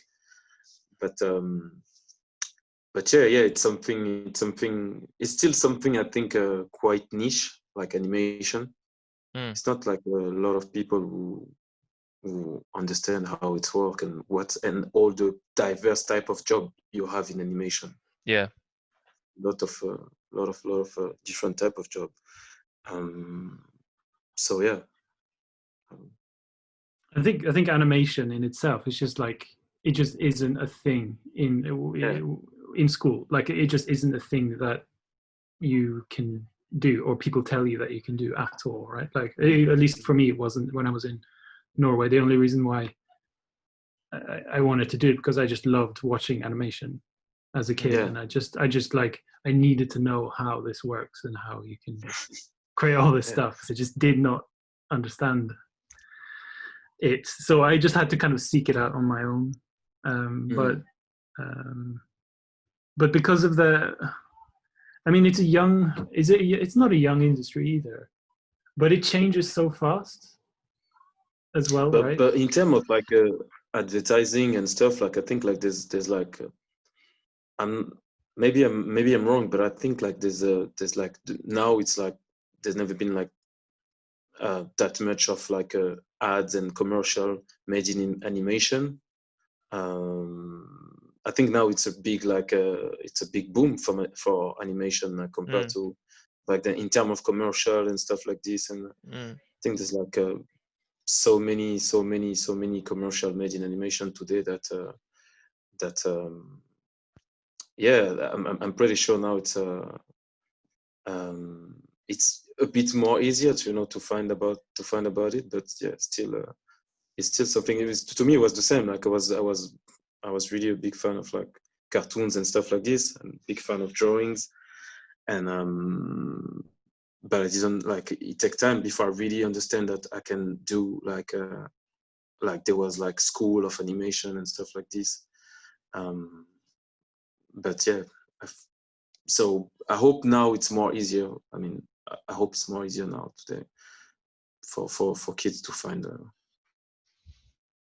way. Yeah. On a more like creative note, like you're making a film right now, Mo, right?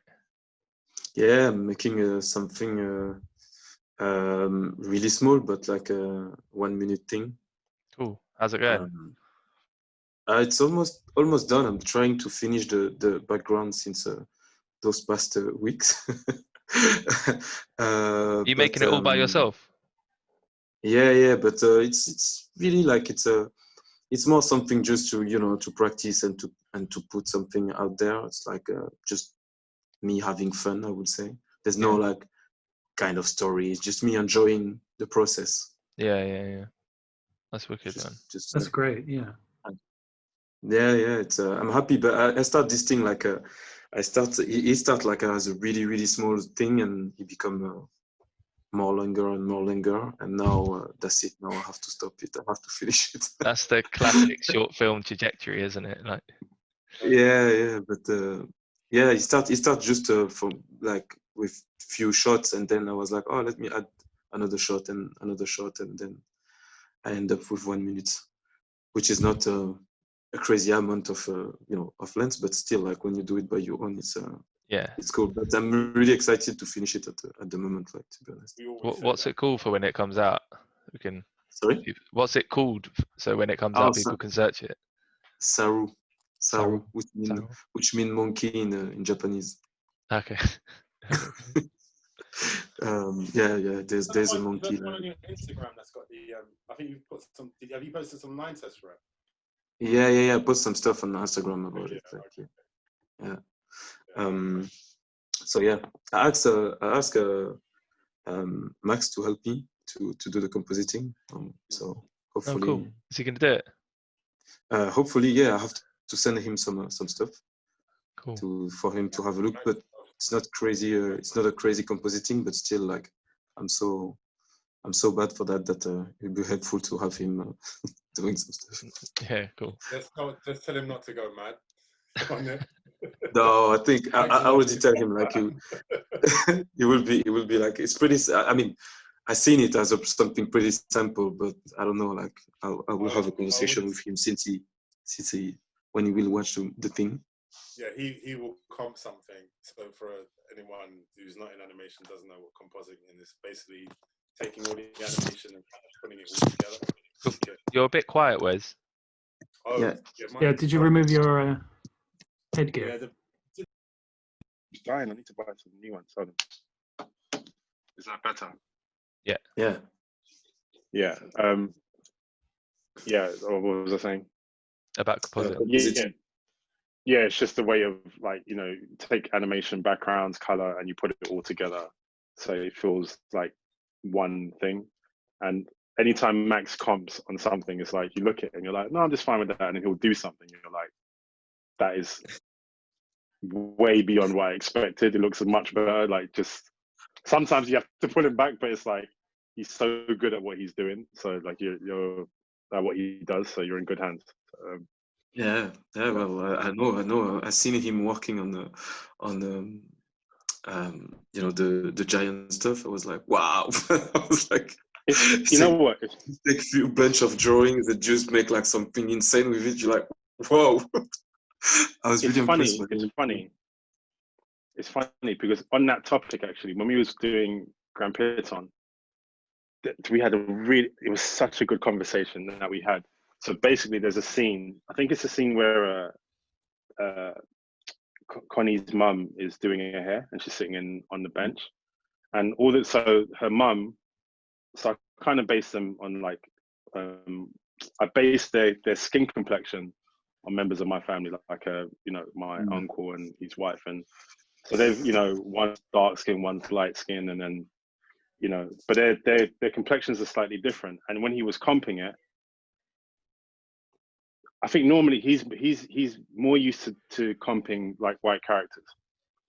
So when he was comping it, he found it his first pass, they all kind of look like the same color, and I was like, what's like the mum should be a lot darker than that. What's going on, sort of thing. He's like, so I think he was doing it like generally, but we had this like really long conversation about how he because he's like, if I make her dark, then they become dark, but if I make her light, and he was like scratching his head, sort of thing. So I had to get like picture references and show him like, look, she's about her complexion and this person's about that complexion. And he's like, you know what, I've never done this before, I don't know how to comp like darker skin. And I was saying to him, neither do I. So it was one of those things where it was like, just by us working on a project that was diverse, we had a conversation, and he learned how to do, because I don't know how he did it, but he learned how to do something that he probably wouldn't have tackled if he was working on something that has the same like a repeated narrative sort of thing. Yeah. We've been trained on like cinematography and color for white people, right? Like having white people in the scene and having white people in shot, and like all of our training and all of our sort of knowledge is usually based around creating my training too. Yeah, around that. So it's like a whole new sort of way of thinking about it. It was so fulfilling, man, to just be able to for him to get like the eureka moment, go into it again, crack it, like. And even when we worked on True Damage, which again has like so that was for Riot, the lead character is black in it, and then Senna, who's black as well. He just knew how to do it because of his experience in Piton. Now he probably would have worked it out, but then if I wasn't in the company, let's say I wasn't in the company, or my voice was in the company, he probably would have treated it in a way that's okay, this looks fine, because what he actually did, his first pass was fine, but it's like is those like little like nuances and stuff. It's like no, she needs to be darker because of, you know what I mean? And it's like that conversation for me, it was such a like a high point of the project, because it's like I was educating him on something, he learned something, and I learned something from him learning something, and it was just like a wicked collaboration. Like even the music at the beginning of it, I had more of a kind of, I had one song for the whole thing, and Max like went and did some research, and he found some old St. Lucian like folk music, like, and he was like, yeah, I think you should start with something like this. And I'm like, my grand would love this, that's a great idea, sort of thing. So it's like these conversations are like, like it was just really I know I've just gone on some tangent, but when you were talking about comping, it reminded me of that moment. No, but I don't think I've shared that with anyone, but I think it's stuff like that does open it up, because I remember when that music was introduced at the beginning, like someone commented, I can't remember who, was like, well, that doesn't sound quite right. Like it sounds almost like kind of like Western, like folk music or something, or country and Western or something like that. And you was like, well, actually in St. Lucia, this is really common and is a popular music in St. Lucia. And everyone was like, oh, okay, well then, yeah, it works, keep it. But like, as weird as it, yeah. No, as weird as it sounds, I grew up listening to, on Sunday morning when my mum was cooking, my dad would be playing Dolly Parton. Yeah. As weird as it sounds, it's like it's part of a St. Lucian culture. Yeah. But you would never know that without you know, without these kind of, like, that conversation probably would never come up without these types of projects, sort of thing. So I think I was like 16. Like, the way I used to draw, I wasn't very good at drawing women anyway, but like the way I used to draw black men or depict them wasn't very flattering. And I remember my friend, like Dexter, was saying to me, like you know Dexter, like Tim's met Dexter before. Yeah. He was saying to me, why do you draw black people so ugly? Like, why do you draw black men specifically so ugly? And I was like, what do you mean? Like, there's nothing wrong with this. And he's like, next time, I remember him saying to me, next time you draw a black man, like, make him more feminine. And it just completely changed the way, because I gave him this really kind of strong, I can't explain it, but it was just very aggressive looking. Like, it was just a weird, like, when I think back on it, I was like, yeah, that's not a very flattering drawing, sort of thing. So like, even that, like, you know, just through art, because obviously when we draw animators, we look and we observe and we look at the way people move. And so even just looking at it through an artistic lens, you start seeing things that you didn't see before. And it's like, you almost have to kind of, again, deprogram yourself to think in a certain way, you know, because like, it's just not there. I mean, even like today, I just Googled beautiful woman and seeing what kind of images came up, like, just to check. And it was mostly light-skinned white women, sort of thing. I don't know if that's because of we're in the UK and maybe, like, you know, the algorithm of Google just kind of shows you that. But it's like, why was it like a mixture of women? You know what I mean? Like, different colors and shades and all this kind of stuff.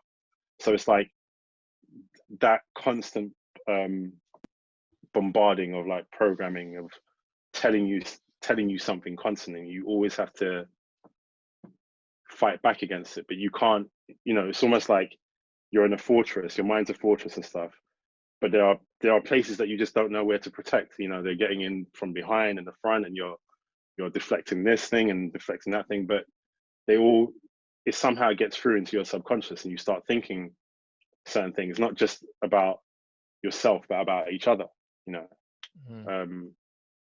But yeah, it's the conversation, it goes so deep.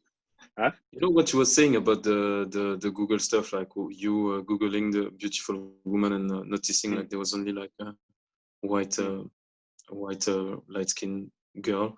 I think I heard something about that like not too long ago, like saying that apparently they've been having Google have been having like a lot of issue with the algorithm, like showing some racist answer, because like because there was having some issue with the people who programmed the algorithm, and in those programming people there wasn't enough like people of color. So like basically the type of programming they was doing, like unconsciously, I think it's the word. It was affecting the way the algorithm respond to search and stuff like this. I think I heard something like this ago. Because the lack of like black people in the programming at Google, like the algorithm was answering sometimes to some question like with some racist. That's wild. That's absolutely wild. There was an exhibition in the Barbican just recently. It might still be there actually, where it's just like a whole wall of pictures, and it's essentially like the pictures that come up when you search it on Google, I think it is. And so it's like, it starts off with flowers and blah, blah, blah, blah, blah, but then at the end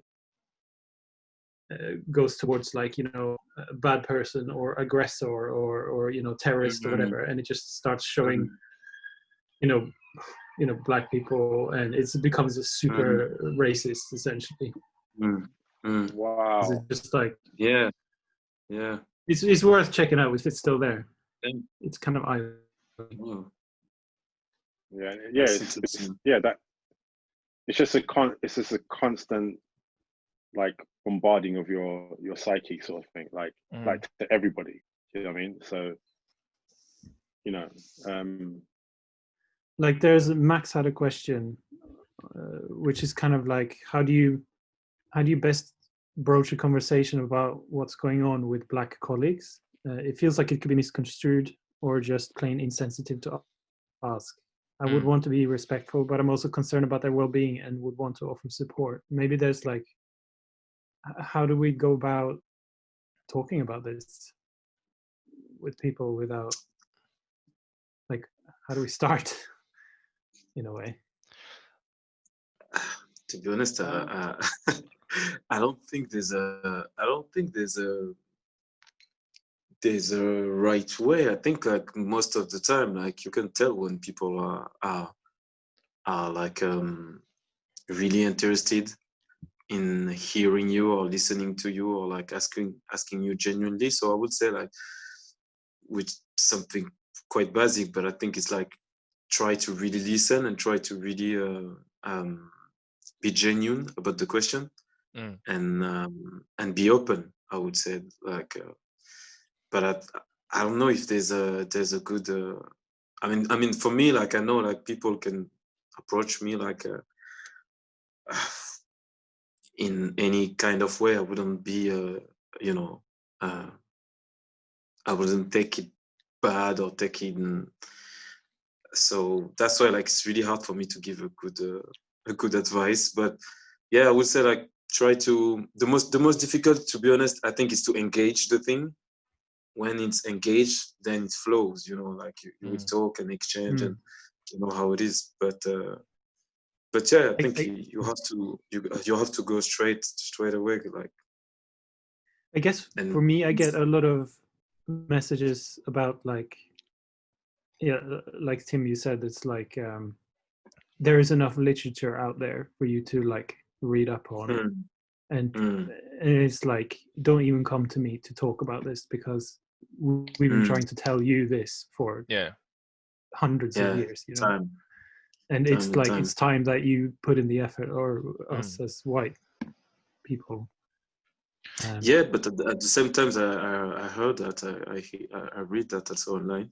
But at the same time, I'm like, when it's your friends, you know, they will reach out and you will have conversation with your friend like you have most of the time. It's just those type of conversation and not the one that you have quite the most. But like if you're a white person and you have Black friends, I think it's the perfect moment to talk about that with your friends. And really go and ask them how they feel, how you know they've been affected by that, and like share experience, maybe ask them like you know, like just to go on. But I would say like maybe start by asking them like if there's a moment where they was feeling uncomfortable with you, you know.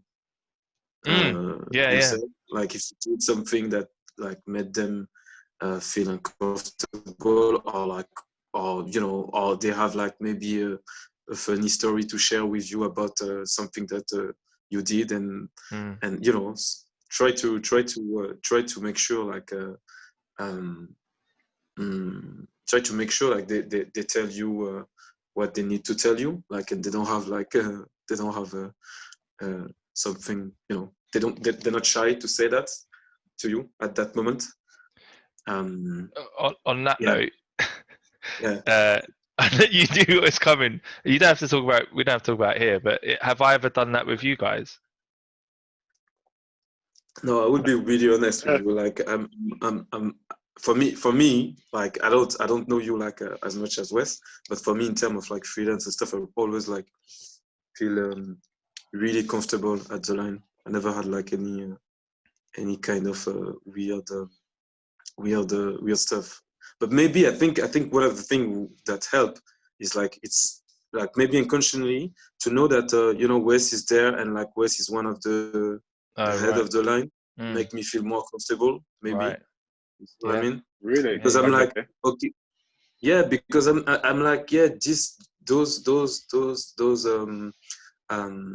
people like feel comfortable enough to have like a company with Wes. So you see what I mean?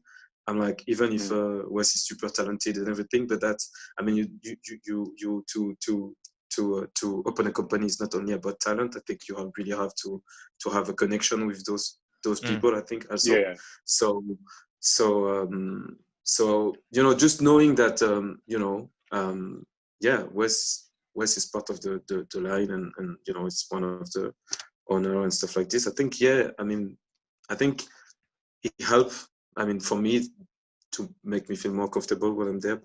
But again, like I never had like any weird moment at the line that I had on other studio that I won't mention right here. But I'm both glad to hear that you haven't at the line, and I'm sorry to hear that you have at others. I can share one story that was funny. Like I shared the story with my friend. I won't say the studio. Yeah. But I had an experience where I was working in a company, and I was there for like a few weeks.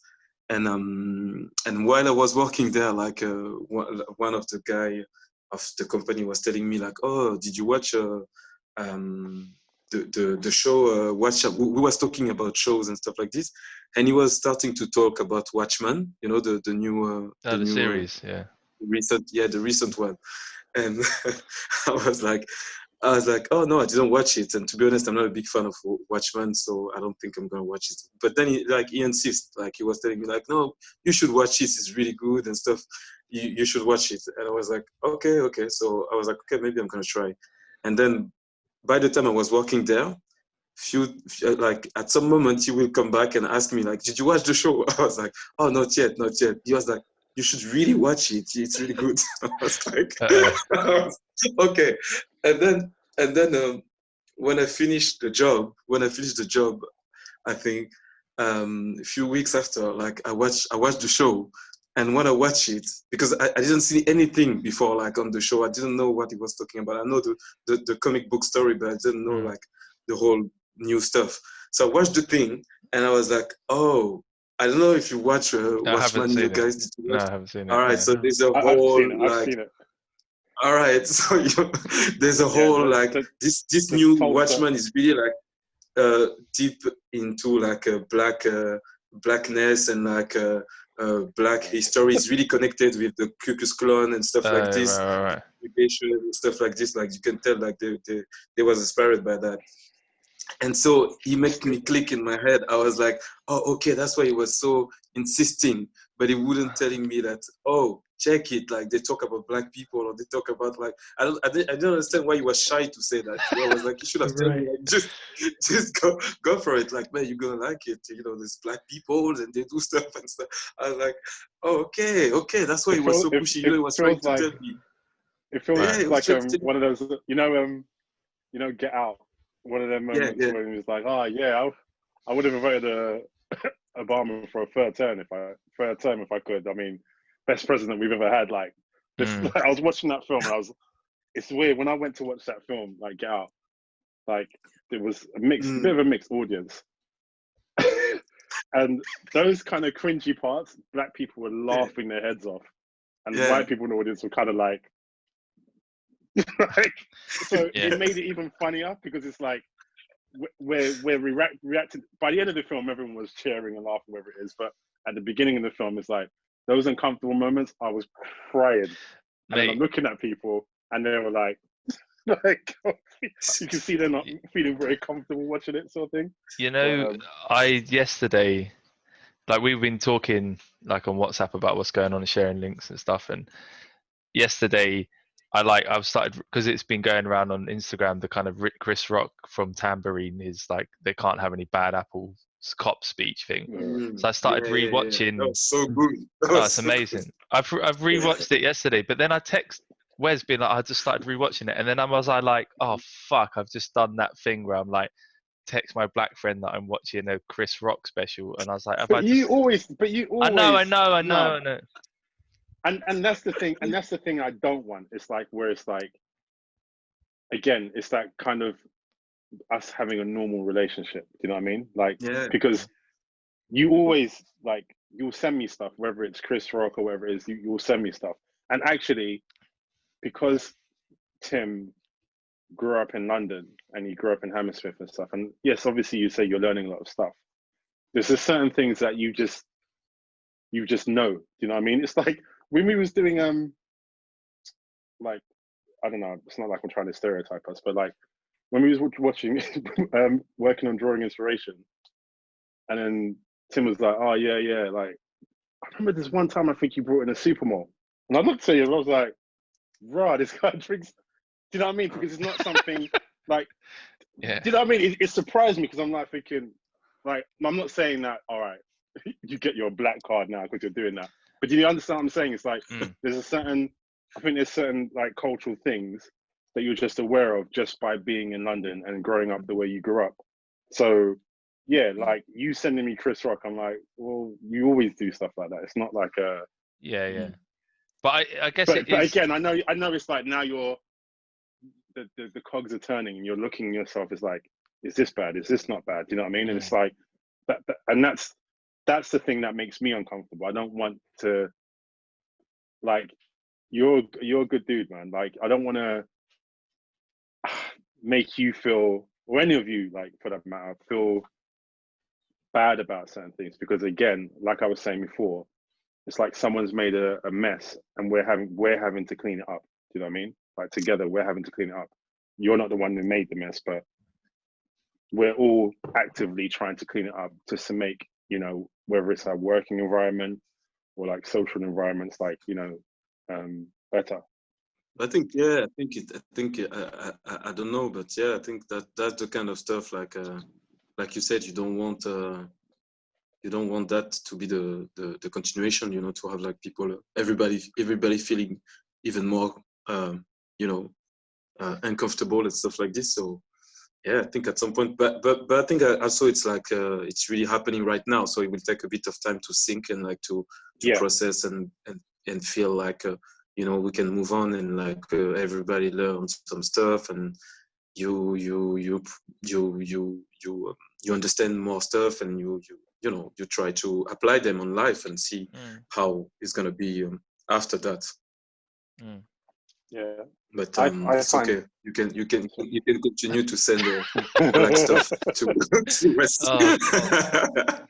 I mean, yeah, it's yeah, and I think again, like, just to Max's question, I guess, saying something like, I understand why someone wouldn't say something because of the fear of saying the wrong thing, but it's like something I was saying to my friends, is like when someone dies, it's like everybody says rest in peace, or everyone says the same thing, and I suppose the person who received it might be fed up of hearing it, but ultimately, I remember, like, you know, one of my friends, like, you know, he had it's hard to talk about, but like he had a stillbirth, and you know, when I called him, I just didn't know what to say. Like, obviously I called him because he's like one of my closest friends, and he's like my best friend, and I called him and I was just like, bro, I don't even know what to say. And then later on, like, you know, a few months later, he was like, you know, I felt bad for you, because it's like, well, what do you say? Do you know what I mean? Like, you can't say anything different to anyone, but you just calling, even calling is saying, I don't know what to say, is saying something, and it's appreciated. So it's kind of like, it's just that acknowledgement. And it's like, you might even get it wrong in a moment, or someone might respond to you in a way that's like, you know what, I don't want to hear it right now. But they will remember that it was acknowledged, and you try. Yeah, like you tried, and I think it's and that's why I don't like the shaming of how people. I mean, some people are being disingenuous, but even the disingenuous ones are actually adding something to it. Do you know what I mean? In a weird sort of way. I've never seen so many companies, like, whether they've been hypocrites or not, I've never seen that. Like, so many companies, like, so I was looking forward to, like, there was a, you know, because I'm into my games and stuff, PS5 is coming out, and they cancelled it. Because, like, you know, other voices need to be heard. They were supposed to come out on Wednesday. They're going to announce the new PS4, what it's going to look, PS5, what it's going to look like. They're like, we're cancelling this until further notice, because there's more voices that need to be heard. And I'm just like, I've never seen that before. Do you know what I mean? Wow. There's something about it. And a lot of people are like, yeah, you know, nothing's going to change. But there's something about this that feels different. And I've, again, with all the marches and riots and you know, protest, it's just a mixed bag. I've never seen so many like different colors, like white people and black people and Asians, Chinese. Like I was just watching, I think I posted on my Instagram, like them doing in New Zealand, people were doing the haka to it. I'm like, Yeah. this is incredible. Like it's so good to see, and it does lift some of the weight off. You know what I mean? It feels good. Like it feels nice to be able to talk about it and you know, not feel judged, and you know, to be able to say how you really feel. And that, I think it's like some people it's a bit of a grieving process. So some people will be angry, some people will be quiet and stuff. It's like you know, so anyone who does seem a bit angry and you know they don't want to talk and stuff, you just have to give them time. Again, this didn't happen directly to us, but it's like it affects us. And you know, and again, I mean, look at what like we've built a company, we've hired lots of people and stuff. I'm really proud of that. And look at what we're doing. I mean, you know, we put out, you know, it wasn't just me that put out Grand Piton. It's like we all decided to do it. We thought it'd be a good idea. We all helped each other and whatever it is. And now look at the conversation that we're having now. So yes, you know, you don't ultimately like our platform is for animation and entertainment and stuff, but you know, we're doing something. And you know, where most companies don't really know what to do or say. Like I've spoken to some people and their companies seem very reactive. Like even like just it being brought up in like Slack and our chats and stuff. I wanted to bring up, I don't know how to bring this up, I don't know how to say it. And if I'm the one to say it and then people just start reactively listening to me and following what I'm doing, it wouldn't feel too good. But actually you guys are the ones like, you know, we need to address this. Whereas how do you feel? Do you know what I mean? And at that point, I'm like, you know what? I feel and it just, and it probably was a bit shocking for you guys to hear me saying certain things, but it's like I have to say something, because if I say it as calm and, you know, as, you know, yeah, we like it, you know, and as cool as I am with people, I'm like, you know, I'm not very confrontational. Like I'm not a confrontational person at all. It's like, if you're hearing it from me, it's like, right, if he feels like that, then, you know, how many other people feel like that, you know? And yeah, and again, we're all affected by the same bias. Like, you know, we're all affected by it. But I think with us, we're the ones that have to kind of like, we're the ones negatively impacted by it. Yeah. So, yeah. I think it's amazing how like generous you are with your thoughts and feelings about this as well with us, and how you're talking about it. It's really amazing. Thanks, man. I think it's like, you know, because it's hard. I'm just really happy that I feel closer to you guys because you are letting us speak. You know what I mean? You're letting us talk about it, and you know, just say how you feel, whatever it is. And I think that's like, it's a great thing. I'm able to share a big part of myself with you guys that I don't, you know, I might not that I've had this conversation, but let's say we was in a pub one time and I was with Mo, and I'll be like, we might have that conversation amongst us, and you know, it stops there, sort of thing. So the fact that all four of us are having this conversation together, you know, it makes a big difference. That's such a good point about it being a big part of you, because it is, right? It's your everyday that you have people who you call friends, or they call you friends, who have no idea about that. That's such that's such a big piece of the puzzle missing in a friendship, right? Yeah.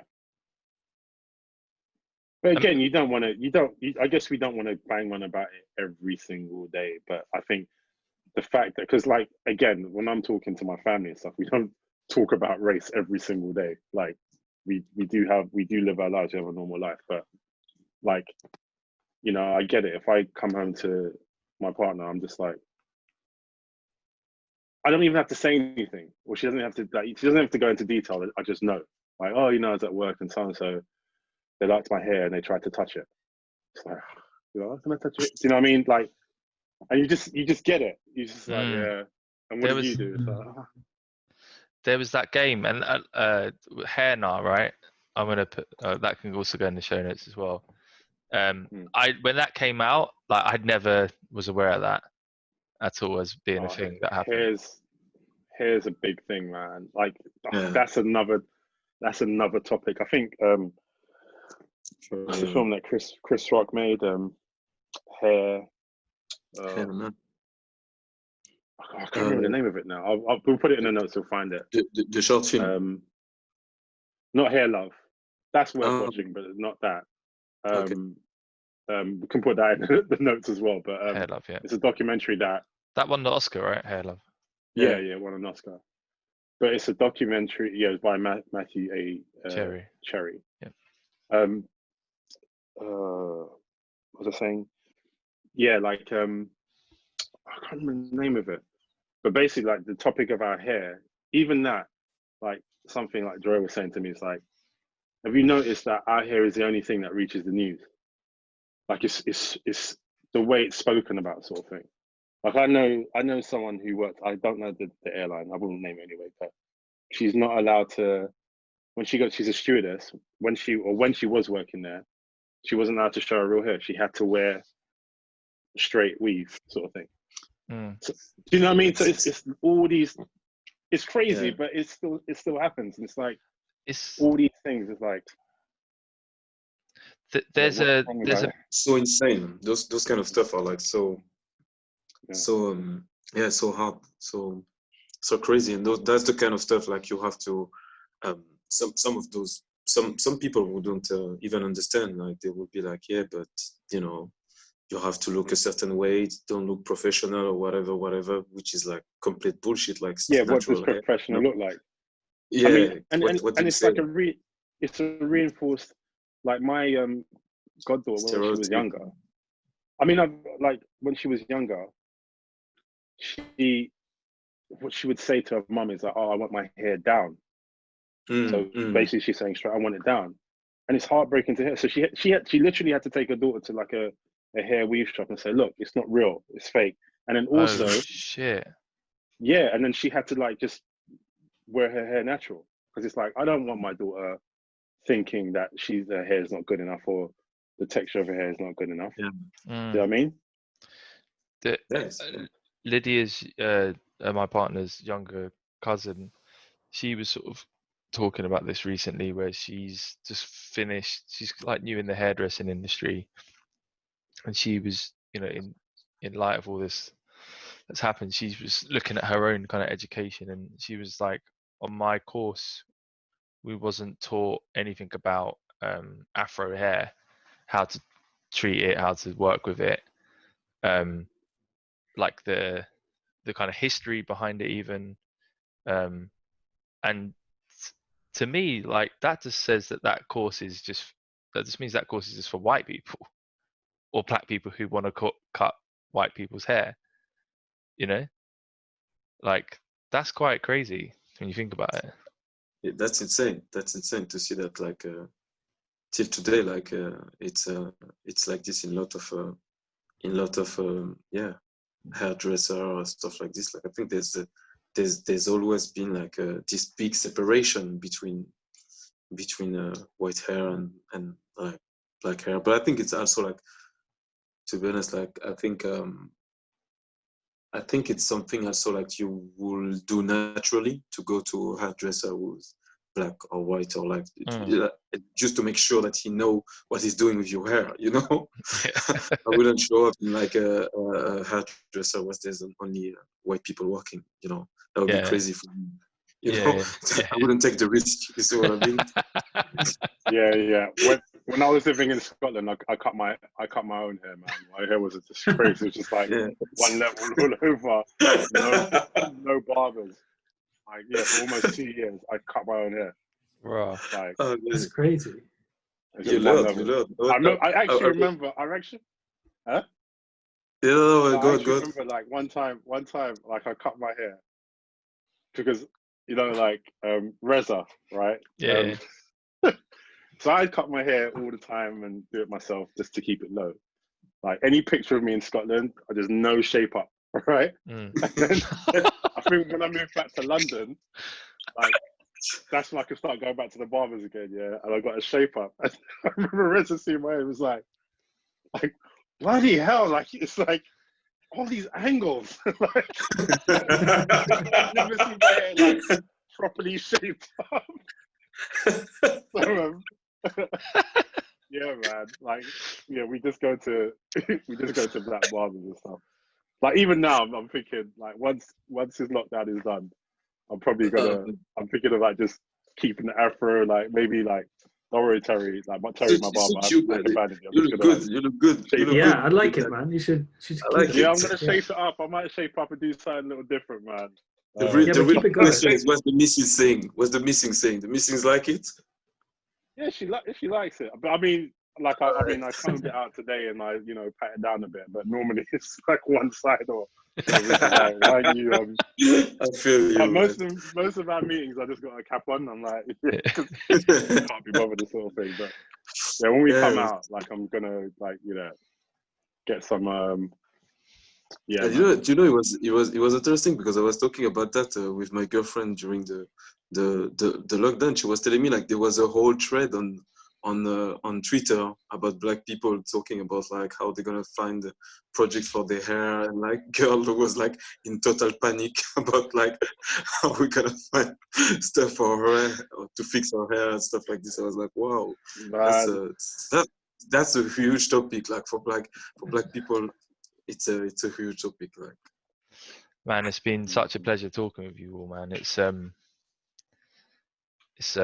been the highlight of my week, definitely. Thanks for kind of joining us in talking about these things. I think it's really... Thanks to you, guys. Thanks to you. I really appreciate to have this conversation with you, and it was a real pleasure to be here. Yeah, definitely.